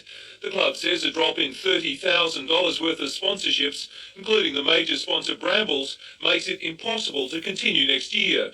Crowd numbers have slipped away to just 500 or 600 per home game. President Trevor Brownlee says his club isn't the only one doing it tough. I'd say half a dozen other clubs that are probably in the same situation. But the Butcher Boys have not totally given up hope. On Wednesday week, supporters will hold a Salvage Central meeting to try and find some new sponsors for the club. Peter Ryan, NBN News. 5 classes as well as the Junior and Open Teams events have been contested over 6 days. The terrain's something new to the Europeans, but they continue to reign supreme over all comers. Heading into day 3 of the Enduro today, Gianmarco Rossi of Italy has a handy lead over Marco Hrobel of Poland and countryman Pierfranco Maraglia. Sweden's Jeff Nilsson on a KTM 125cc has shown the dust to his rivals in that division, holding a 9.97 point lead on Italy's Stefano Passeri. In the highly competitive 250cc class, all-time Enduro legend Paul Edmondson from Great Britain on a Husqvarna has been in sensational form, but he will need to hold that to outlast a hungry pack headed by Giorgio Grasso of Italy riding a Kawasaki and his fellow countryman Paolo Pellegra aboard a Yamaha. The gap between first and third only 7.56 points. Up to the 350 four-stroke division, and another Italian, Mario Rinaldi, leads from Arnaldo Nicolai, yes, you guessed it, from Italy, and Jimmy Brixton of Sweden. And it's no wonder Italy leads the teams event. 2 of their riders, Giovanni Sala and Fabio Parioli, head the 500cc and 500 four-stroke classes respectively. Italy lead the team's trophy from Sweden and Czechoslovakia, with Australia improving its position to 5th overall.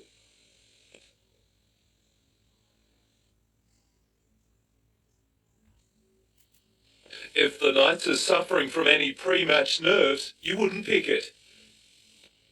A team photo of the side of 92 and countdown to Sunday's clash at Marathon Stadium with the Canberra Raiders, and a chance to make the semis for the first time in the club's 5-year crusade.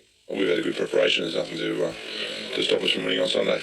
The last clash between the Raiders and the Knights went so close, Newcastle losing 26-20. Big second rower Paul Marquardt making that embarrassing spill over the line. This time the Knights are promising a better result. For Chief Paul Harrigan, the game rates with his state of origin and test caps. I just hope that I put in the best performance I can, and I'm sure I will. And we take the money and create a bit of history. The Raiders have been running hot and cold in recent weeks, thrashing the Gold Coast and Illawarra but losing to Cronulla. Playmaker Phil Blake is out with a shoulder injury. The Knights have closed shop, calling for a media blackout before the clash. Coach Waite trying to ease any pressure on his side. The end of last year wasn't great for us, and we sat down in September last year and planned what we wanted to do achieve this year, and we're 1 win away from doing that. in all three grades. Peter Ryan, NBN News.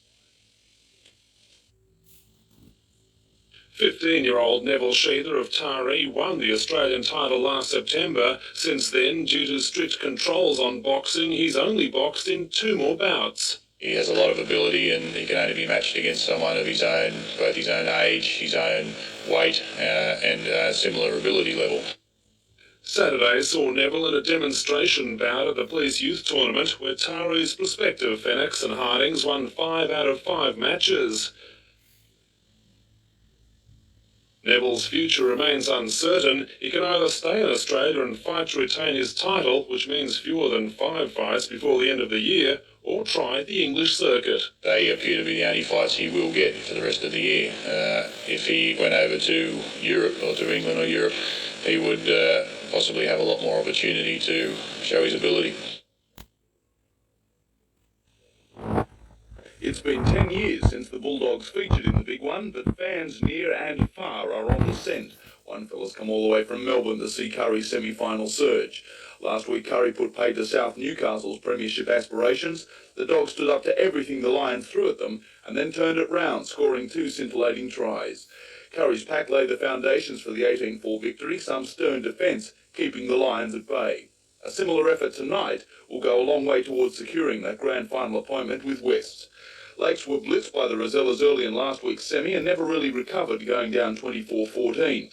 But the Seagulls have a solid pack to match Curry and pace out wide. The final kicks off at 8:30. Meanwhile, grand final action on the netball courts tomorrow afternoon. The rampaging Mary Ellen Max taking on Howsat in A grade. Led by captain coach Cassie Mowbray, the Max have been the dominant side in this year's competition. The big game starts at 2 o'clock at the National Park courts. When last Canberra and Newcastle clashed, the Cannons came away with a win in overtime. That night, Canberra had to overcome Michael Johnson's outside shooting and the inside banging of Terry Dozier and Paul Kuiper. The difference between the two sides is Canberra's stingy defence, which allows it to slow the game down to its pace. At training today, the Cannons looked relaxed. By contrast, Newcastle coach Tom Wisman's brow seems to be permanently furrowed these days. Yeah, we can't afford to drop any. If we're going to get to the playoffs, we have to win every ball game. We have to take them one at a time. We have the next 3 at home, 1 per week, so we can get focused. And at the moment, we're very focused on Canberra. One thing to take heart from, Canberra's poor away record. They haven't been a good road team. The Falcons will again depend on perimeter players Everett Stevens, Al Green and Michael Johnson. Inside, once more, they'll look to Terry Dozier, who's just 30 points away from the 1,000 mark. I think they're going to be a dangerous proposition tonight.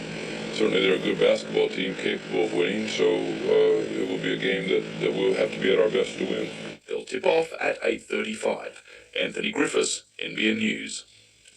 And it was the Falcons who again got away to a flying start, leading by a point at quarter time, 2 points at half time, but trailing by a point at the last change.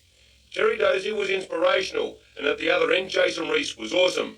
For Dozier, a milestone, 1,000 National Basketball League points. He brought that up in the 4th quarter, and the Falcons looked set for a win. With time running out and the Falcons in front, the dubious call sent Reese to the line, and the Callans led. Green was fouled and made the shot to tie it 91 all, and drama unfolded again. With 1.3 seconds left, Canberra couldn't level, and overtime was called. From then on, it was all one-way traffic, and the Cannons ended any hope that the Falcons had of making this year's playoffs while staying in contention themselves. Lismore's number 1 team went through the 2 rounds of the State League competition undefeated. Here, Lismore in the white beat Brunswick Byron for a berth in the grand final. Brunswick had a second bite of the cherry, but fell to Ballina's number 1 side. Strong wind swept across the Macney courts, so it wasn't all easy going in the final, but Lismore was not to be denied. Ballina beaten comprehensively, 29-14. Player of the series, Brunswick Byron's goal defence, Tamara Hosking.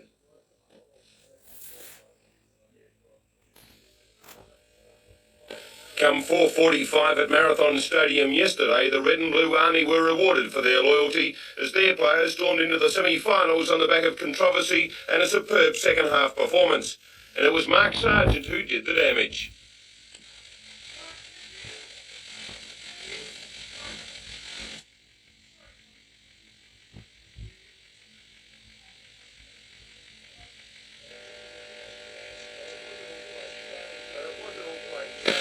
wasn't all plain sailing. Even after Osborne's dismissal in the first minute, the Knights struggled.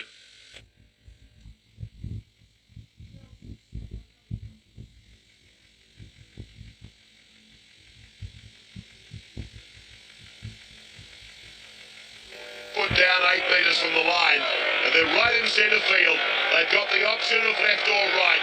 Rodwell is on the right. Now Hagen, now Schuster, now O'Davis, and that's a Knights try.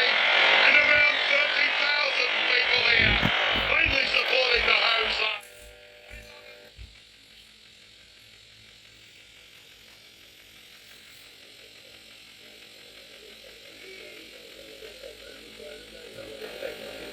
Some setbacks from yesterday's game, however. Matthew Rodwell injured his ankle once again in the dying moments of the match, but is confident of taking his place in the semi-final. In the tackle with about 2 minutes to go, I just twisted it again, so it was fairly painful at the time, but hopefully it'll be right for the weekend. And Paul Harrigan with a hamstring strain won't hear of missing the game. Yeah, I think I should be right for the weekend. I need treatment, and it is, I think, only a minor hamstring strain due to the back, so if I treat both of them accordingly, I hope to be there on the weekend. Back to Marathon Stadium, and as the Knights did their lap of honour, many reflected that the job is only just beginning. But for that moment, next Sunday was a long way away. Oh, we're buzzing. This is great. We've got equal club championship and 3 grades in the semis. It's fantastic. What was it like out there? There's a buzz, like we knew we had the job to do, and Canberra didn't hand it to us, but we just dug in there. Nothing spectacular, but we got the points. Well, great achievement. Very proud of the boys. It was a great effort. We probably struggled a bit today in the first half, but a great second half performance.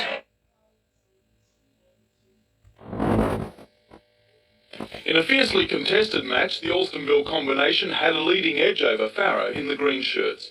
In the first half, Alstonville edged ahead with a 2-1 lead, Farrer's goal coming from Chris Butler. After the break, Farrer came out strongly. From this short corner, 4 minutes into play, Peter Taylor levelled the score. However, the visitors could not be held back, and continued pressure on the Farrer defence finally resulted in Alstonville's third goal. Top play from both sides kept the crowd entertained. Farrer had some good scoring chances, but were denied. James Hayling turned the tide and levelled the score at 3-3 with 12 minutes remaining. With the score unchanged at full time, the game went into extra time. Alstonville scored in the first 10 minutes and again in the second to take the game. Goal scorers for the visitors were centre forward Jason Nolan, Tom Marshall, Ben Moss and Chris Sharp. Alstonville's goalie David Charter also had a strong game. Alstonville is now through to the semi-finals to be played in Newcastle next week. They meet Goulburn, while Tamworth's Peel High will clash with Lithgow in the other semi-final. Spurred on by an enthusiastic cheer squad, Oxley put up a great fight throughout the game. The game went into extra time. Bosley Park scored the winning goal and took home the cup.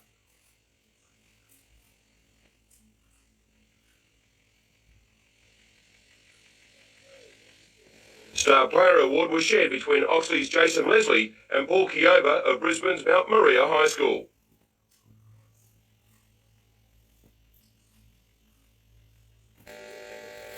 Peavy and Cornett have met on 3 previous occasions, and they have been brilliant but controversial bouts. It was a win to the Sydney Sider in the first war.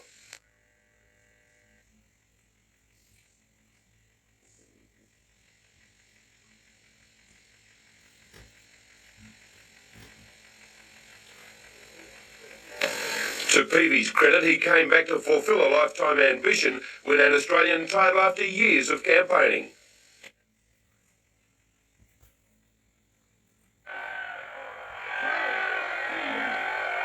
Now the daddy of them all, the 4th bout at Mount Pritchard Community Centre tomorrow night. The winner will be the Aussie champ and will be on the shortlist for a shot at a world title. Peavy has prepared well under the guidance of Neville Short and is confident of victory.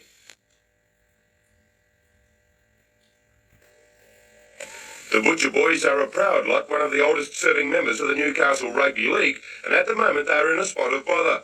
Because of their financial position, no sponsor for 1993 and with their own leagues club withdrawing funds, it's all hands on deck as a plea for help goes out. Last night, the first steps on the road to preservation, with over 70 people attending a Salvage Central meeting.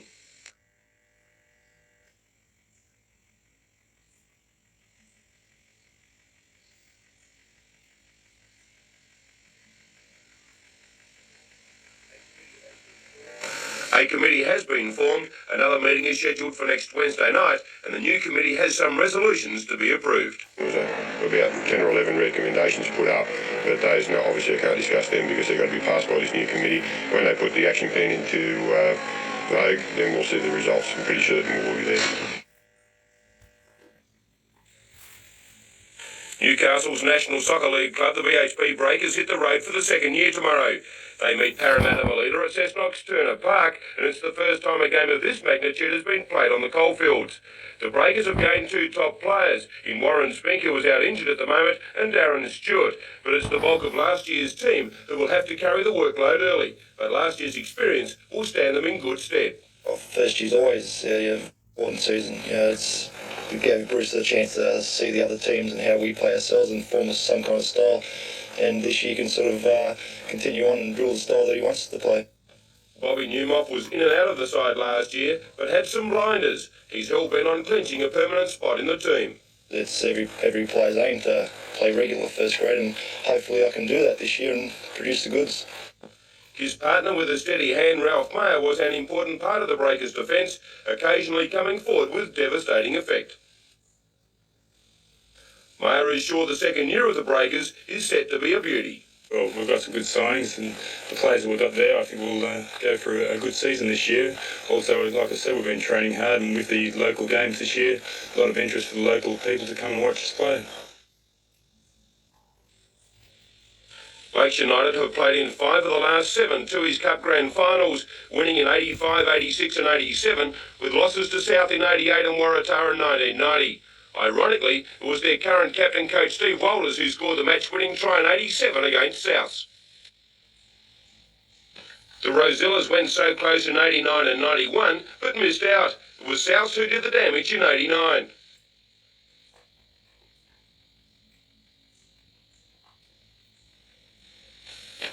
And how many times have they been reminded of last year's miracle win by the Scorpions?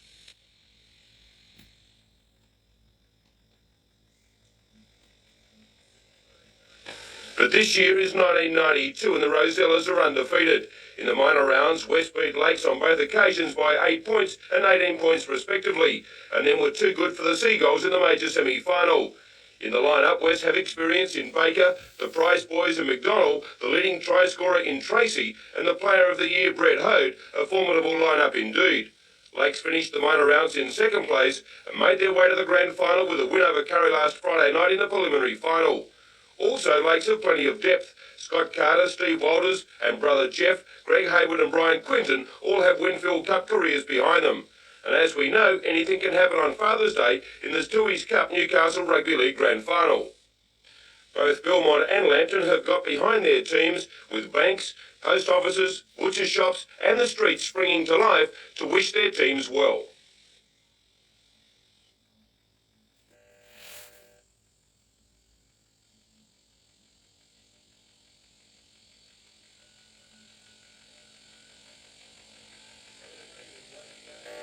Pandemonium breaking out at the final siren, the Knights home on the back of a stunning 80-minute effort that catapulted the team into a clash with St George on Saturday. Everyone had written us off. Our form was a little bit indifferent over the last few weeks, and we had nothing to lose today. We just wanted our first game in the semis. We just wanted to come away winners, and I think we were more hungrier.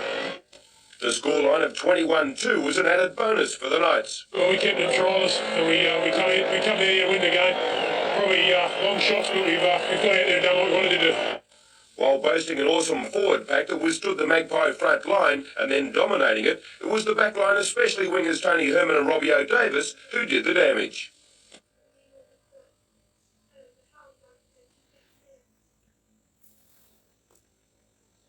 Sort of set myself a little goal before the game that I've always played good matches here on the stadium, and I was going to make sure this one wasn't going to be a shocker, So I just got out there with my switch on the game and come up trumps.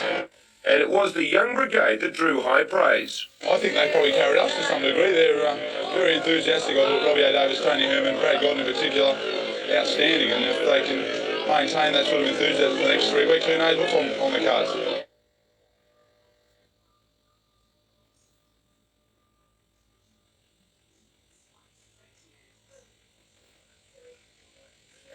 One of the original Knights, Glenn Miller, playing his 100th game and on the field for only a moment, couldn't have dreamt this would happen.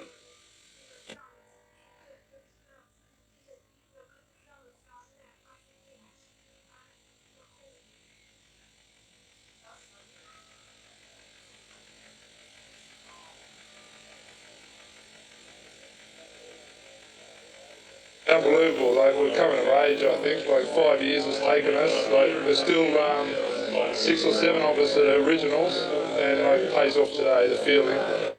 There was special joy for coach David Waite, who had the last laugh at Warren Ryan's expense. Personally, that is an enormous thing. I mean, the old bloke got me twice this year, but when it counted, we got him. So I was very, very happy about that, I can tell you.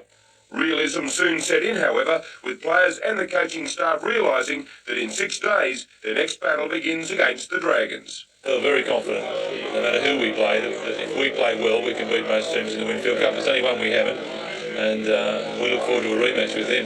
But before we can do that, we've got a number of games to achieve what we did today.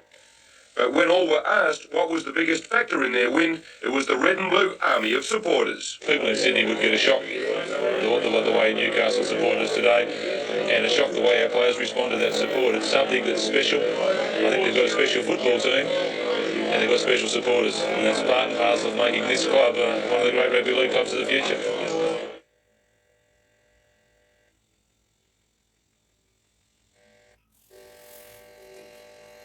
The early exchanges had plenty in them, but it was the Tigers who opened their eyes first, a penalty goal to Mark Feeney.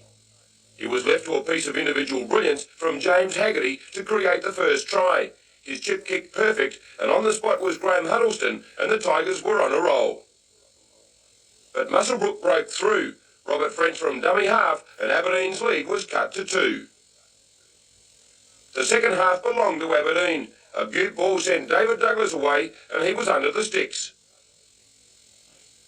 To put the issue beyond doubt, Scott McGrath stepped off the right, bamboozled the defence, and he also scored under the posts to wrap it up and give Aberdeen the shield yet again.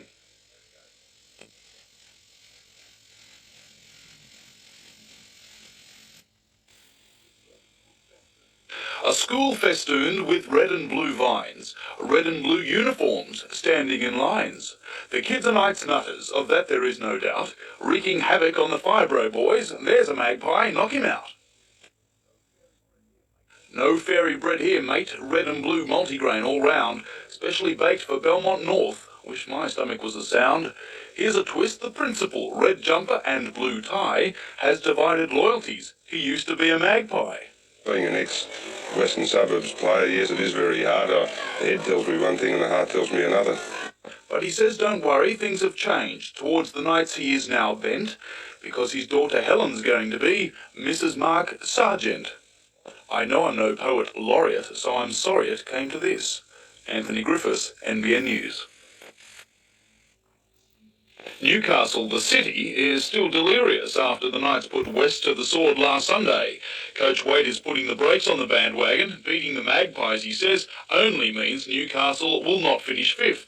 Now the Knights have to face a red-faced Dragon. Only a week ago they were touted as being the team that were going to play Brisbane in the grand final. Now they find themselves in sudden death. Anything that we do is now a bonus to us. We are in the sudden death situation no matter which way we look at it. And we approach each game in a fairly similar fashion in our build-up. No changes to the Newcastle team, which wallop Western Suburbs, David Waite including 9 reserves for Saturday's game. The two sides met once this year. Newcastle won convincingly that day. Revenge now would be sweet for the Saints. The pressure of expectations is far greater at St George than at Newcastle. The Knights Club will close the door against the footy-mad media after training tomorrow night. And ask you questions about the opposition and all those sorts of things when they should be focusing on themselves and their football team. Since their inception, the Knights have been as busy off the field as on it, but with a spot in the semi-finals and a win over Western Suburbs last week, the attention and interest has escalated to hero worship. Last night, another function for many of the players, albeit enjoyable. A fundraising fashion parade with Matthew Rodwell, Rodney Howell, Brad Godden, and the captain himself, Michael Hagan, swapping shoulder pads for summer gear, and the latest in fashion. Giving him a gentle reminder, Master of Ceremonies Mark Sargent, who handled the affair with aplomb. and this morning David Waite found himself on the 2HT breakfast program. For the coach and the team, there is an air of expectancy about. Expectation-wise was the last month of the actual competition, the last 4 rounds where there was a will we won't we attitude taken by the press and ourselves really. That was all relieved by making the semi-finals. But not everyone is a Knights supporter. It's been very hard to beat all year, and I would imagine that it will be very, very difficult to beat again on Saturday, and if we play our football well, who knows. Again, an army of red and blue Knights fans will make the trek to Sydney to watch and cheer for the Knights. Wade is convinced the Dragons should start favourites, and that's how he wants the Knights to be underestimated. We're a couple of hours away from Sydney, and we've been underestimated a little bit this year, and it sort of suited us a little bit. Curry was sending a spot in the big one and opened accordingly, with Dale Williams making an incisive run and found Danny Linane in support. The Bulldogs were in for number 1. But back came the Seagulls to snatch the lead and the impetus to kick on. Harris a brilliant offload to Steve Walters onto Craig Hibbard, and Jeff Walters lent a hand. Out further to Jamie Lovett, and his lobbed pass back inside found Hibbard backing up, and it was 4 points. With that try, Lakes led 10-8 at the break, and soon after, a couple of old teammates, Scott Carter and Steve Linane, became reacquainted. Lakes the penalty. But Brian Quinnan put a nail in the coffin of Curry, a smart try from dummy half, and the Seagulls led by 10. Jeff Walters provided the hammer, a blindside move saw Hibbard tear away, and full of running was Jeff Walters, and Lakes were in the grand final. To netball and hot favourites, Mary Ellen Max have won this year's Newcastle A-grade title, beating Howsat 47-36. The Max had a 1-goal lead at the first change and a 7-goal break at half-time before a brilliant third quarter. Howsat. Mary Ellen led by 9 at the last change before going on to win by 11. Plenty of nerves punctuated the early exchanges, with all players willing to mix it. Vigorous play, the order of the day. Corindi made a couple of breaks in the opening minutes, but solid Moree defence held them out. Corindi were off range also, and then launched another attacking raid, only to have it break down. Moree was stung into action, and their rucking became more intense. But as hard as they tried, the reply came from the Blue and Whites. This try by Nathan Ford putting the issue beyond Moree.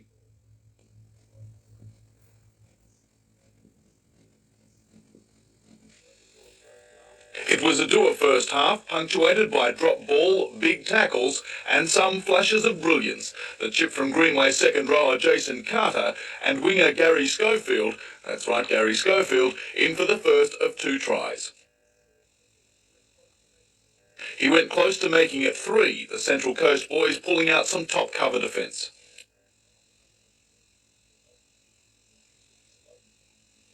The locals looked to be gaining the upper hand, then the kick, which backfired.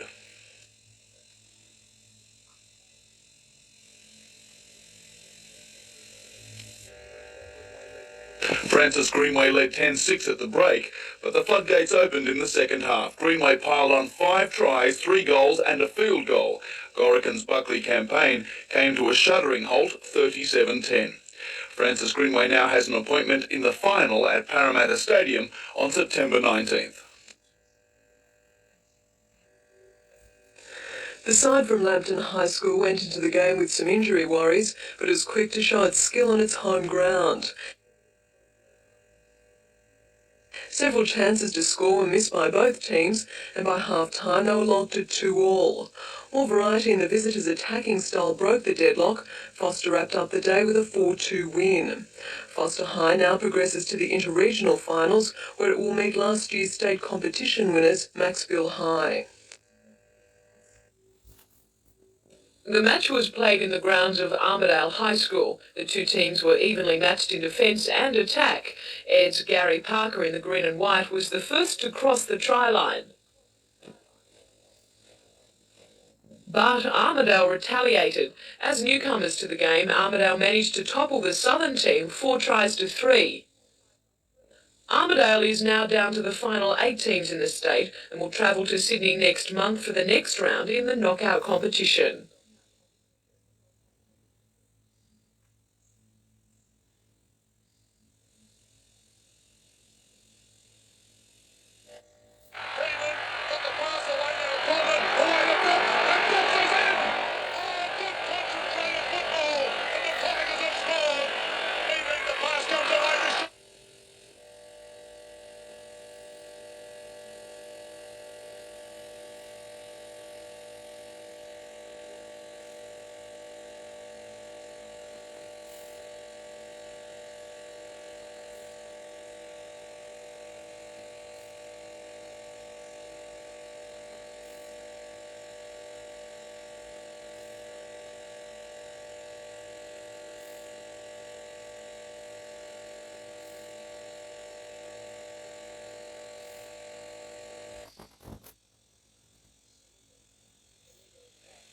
The men from the Lego Monaco, the angry buzz of 100cc industrial engines.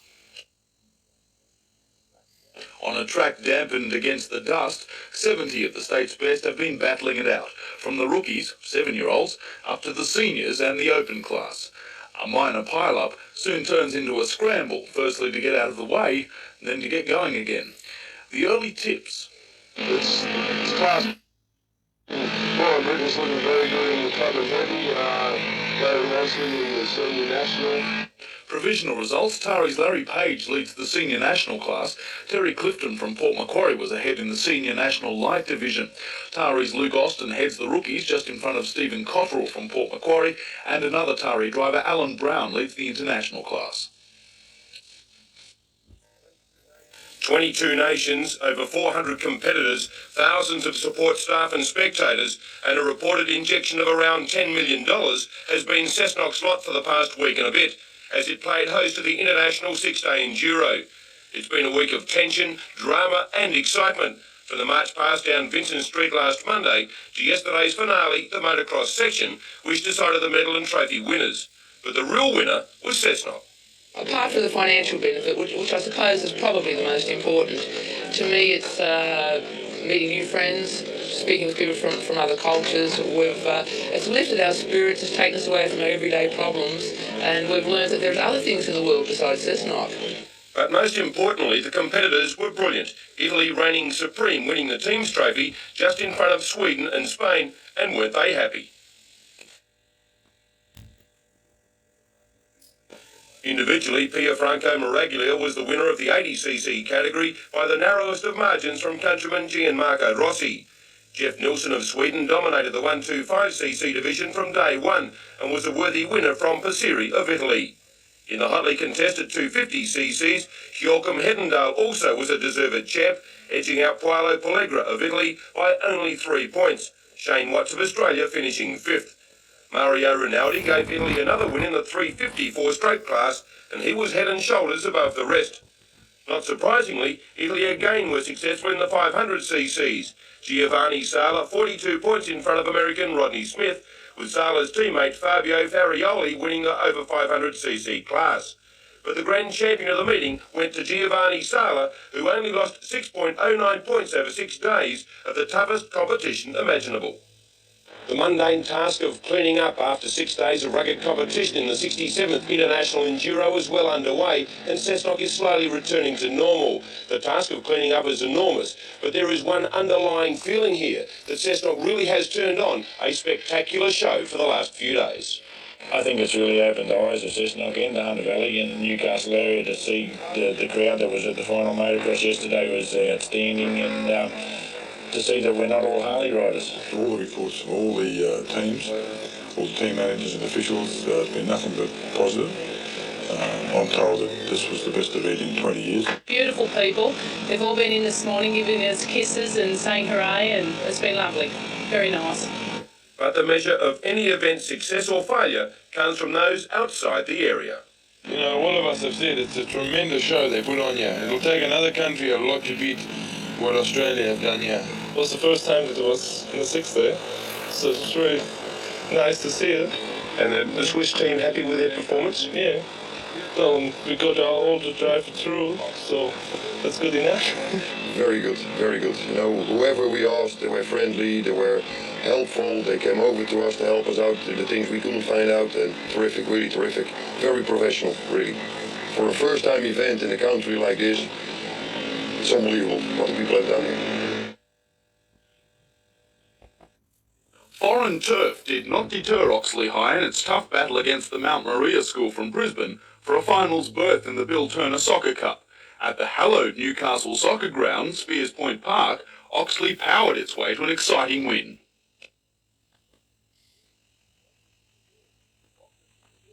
Locked at 2-2 at the full-time hooter, the game went into extra time. Oxley's Brent Moffat finished off a spirited attack to slam home the winning goal. Jason Leslie, Troy Adams and Darren DeSchmidt scored the other 3 goals. Mount Maria was just as determined and even hit the lead at one stage.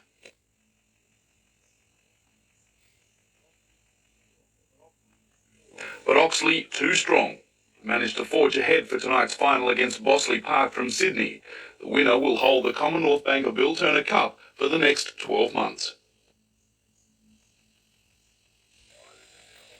The two fighters had met on 3 previous occasions, the last time Peavy took the title from Cornett, but last night Cornett was in awesome form. Midway through the second round, a crushing right sent Peavy to the floor.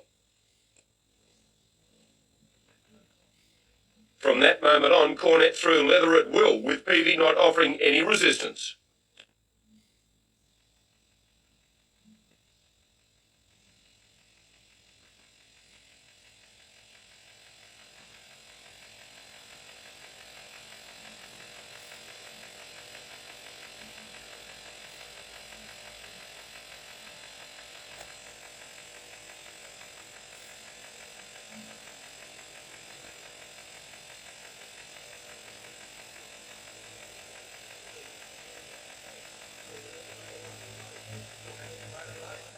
Cornett's promoter Marty Roan says the new champ is now in line for a crack at the WBC title, and on last night's form, he's some chance.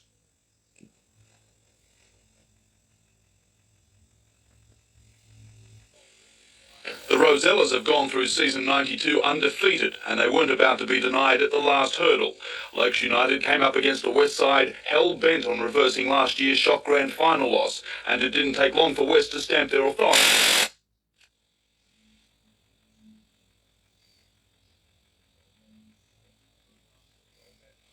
A first-half field goal gave them an 11-point buffer at the break. The writing was on the wall for Lakes. The Seagulls' one and only chance came late in the first half.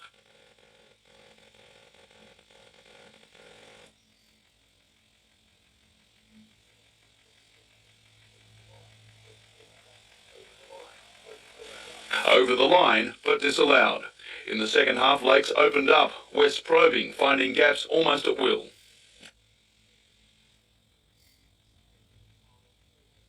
The Rosellas piled on 4 second-half tries and completed the shutout, the final score 33-0.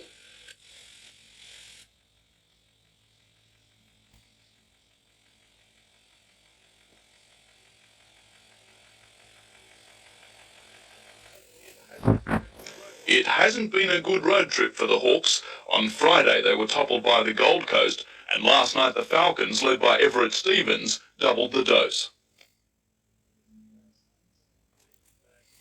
Stevens bagged 9 points in the first quarter. Newcastle went to the break leading by 13. In the second quarter, the Falcons were devastating. Terry Dozier, Al Green and Michael Johnson combining, Illawarra shot to pieces. At half-time, Newcastle held a 28-point lead. The Falcons have been guilty of not going on with the job in season 92. Once again, we saw the Hawks trim that lead to 16 at three-quarter time, and Newcastle just held on to win by 10, 106-96.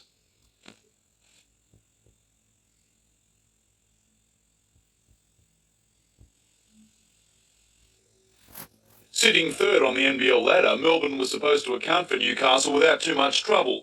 But somewhere along the line, the Falcons didn't get their copy of the script. Newcastle raced to a 13-4 lead. The Tigers were having trouble getting off the ground. Then they clicked. The human highlight, Leonard Copeland, cutting loose. Copeland and Andrew Gaze combined to send the Tigers to the break with a 2-point lead. In the second quarter, Newcastle's big guns came out blazing. Everett Stevens and Terry Dozier doing the damage. Half-time, the Falcons were up by 4 and flying high. Copeland was keeping the Tigers in the hunt.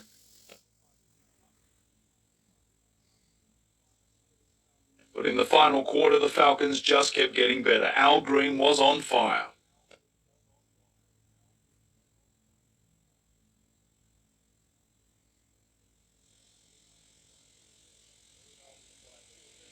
Falcons by 14, they received a standing ovation. And were they happy?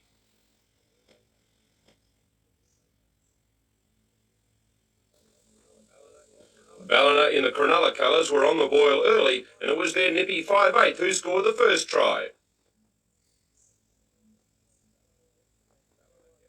Ballina kept attacking and applying the pressure to Lismore, and it paid off. The kick through not fielded cleanly, allowing Ballina to swoop and score again.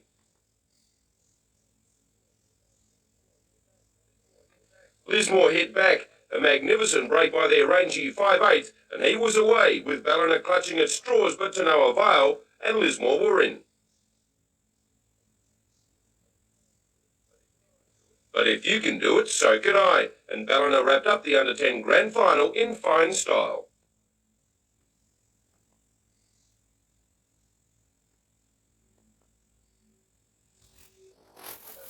It was cut and thrust early as the Knights got their first taste of semi-final football, first attacking and then turning defender as Penrith's Tolson Tollett went tantalisingly close. But it was the Knights that got the point through Wayne Richards, and they led 8-0. The Blue and Reds went further ahead with a try of the match, Smith offloading to Edwards, and he made space to Shane Mackley, who was away and under the posts. 14-0 at half-time, and the Knights continually threw caution to the wind to stretch the Panthers on numerous occasions. And they finally put the issue beyond doubt when speedy winger Jason Edwards picked up an intercept, and it was put the glasses down. The Knights home, 20 points to 0. To Northern New South Wales soccer, and in the semi-final of First Division, Lake Macquarie led 1-0 at half-time from this effort. Then it was one-way traffic, West Wallsend's first coming from a comedy of errors and a bit of luck. The second was a repeat of City's goal, from the corner and a bumping of heads. Number 3 came soon after, a great corner, and it was 3-1. City were rattled, and a shocking kick-off resulted in number 4 to West Wallsend. And to wrap up the 5-1 thrashing, a magnificent free kick.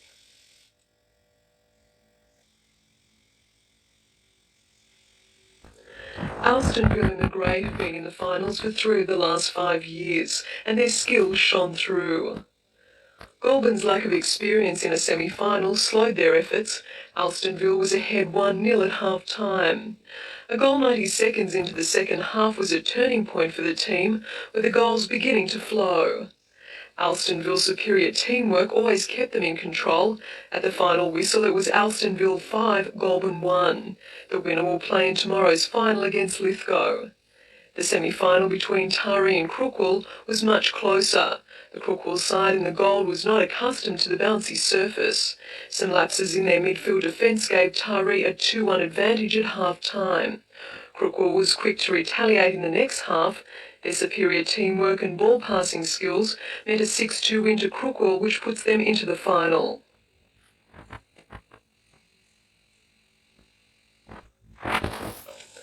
The first half was close, with Lithgow in the blue and Peel in the yellow scoring tit for tat. Lithgow's formation was changed after half-time, giving the team from the Central West plenty of striking power up front. The game was not without drama. 3 Lithgow players were given minor suspensions, while an outburst from goalkeeper Troy Gross in response to alleged sledging led to him being sent off 4 minutes from full time.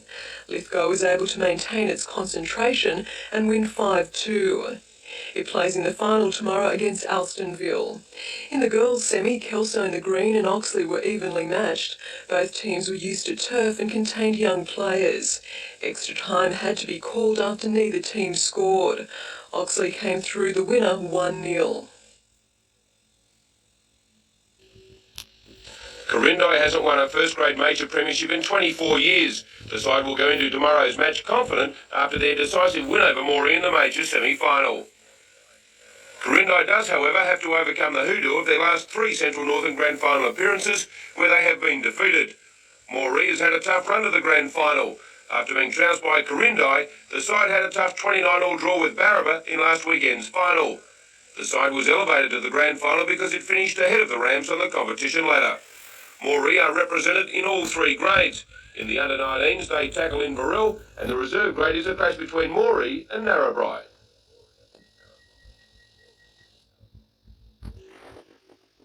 For the past 3 weeks, the Newcastle Falcons, despite their lowly 11th place in the Mitsubishi Challenge, have played exceptional basketball. A triple overtime loss to Perth, a single overtime loss to Canberra, and a belting of the Illawarra Hawks last weekend. Tonight it will be one of their sternest tests. The Melbourne Tigers are now in third spot on the ladder and are looking for a win over the Falcons and Sydney tomorrow night to move higher up. And they will be turning to Andrew Gaze for inspiration.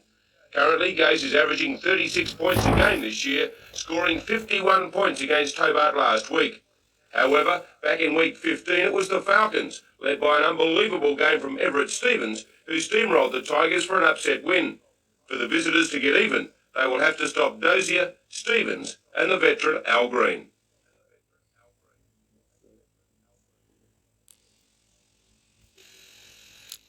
Corindi in the blue and white and their opponents Moree were worthy grand finalists. Corindi's opening try fortuitous, Mick Cobcroft scoring from an attempted penalty shot. Not long after, Corindi went further ahead with a successful penalty before Moree hit back. A little chip kick was intercepted by centre Scott Arthur and he raced away to score under the posts. Corindi were always in control though and forced the black and whites into error, Growth and Gulliver picking up the pieces and his lob pass came off hands to be grabbed by John Rankin and he was in the corner. Rankin sealed the win for Corindi. On the end of a backline move from the scrum win, he stepped out of a tackle and Corindi were home 25-7.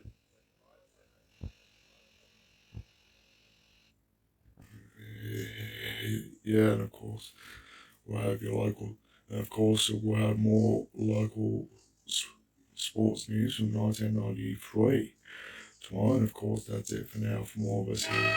Good night.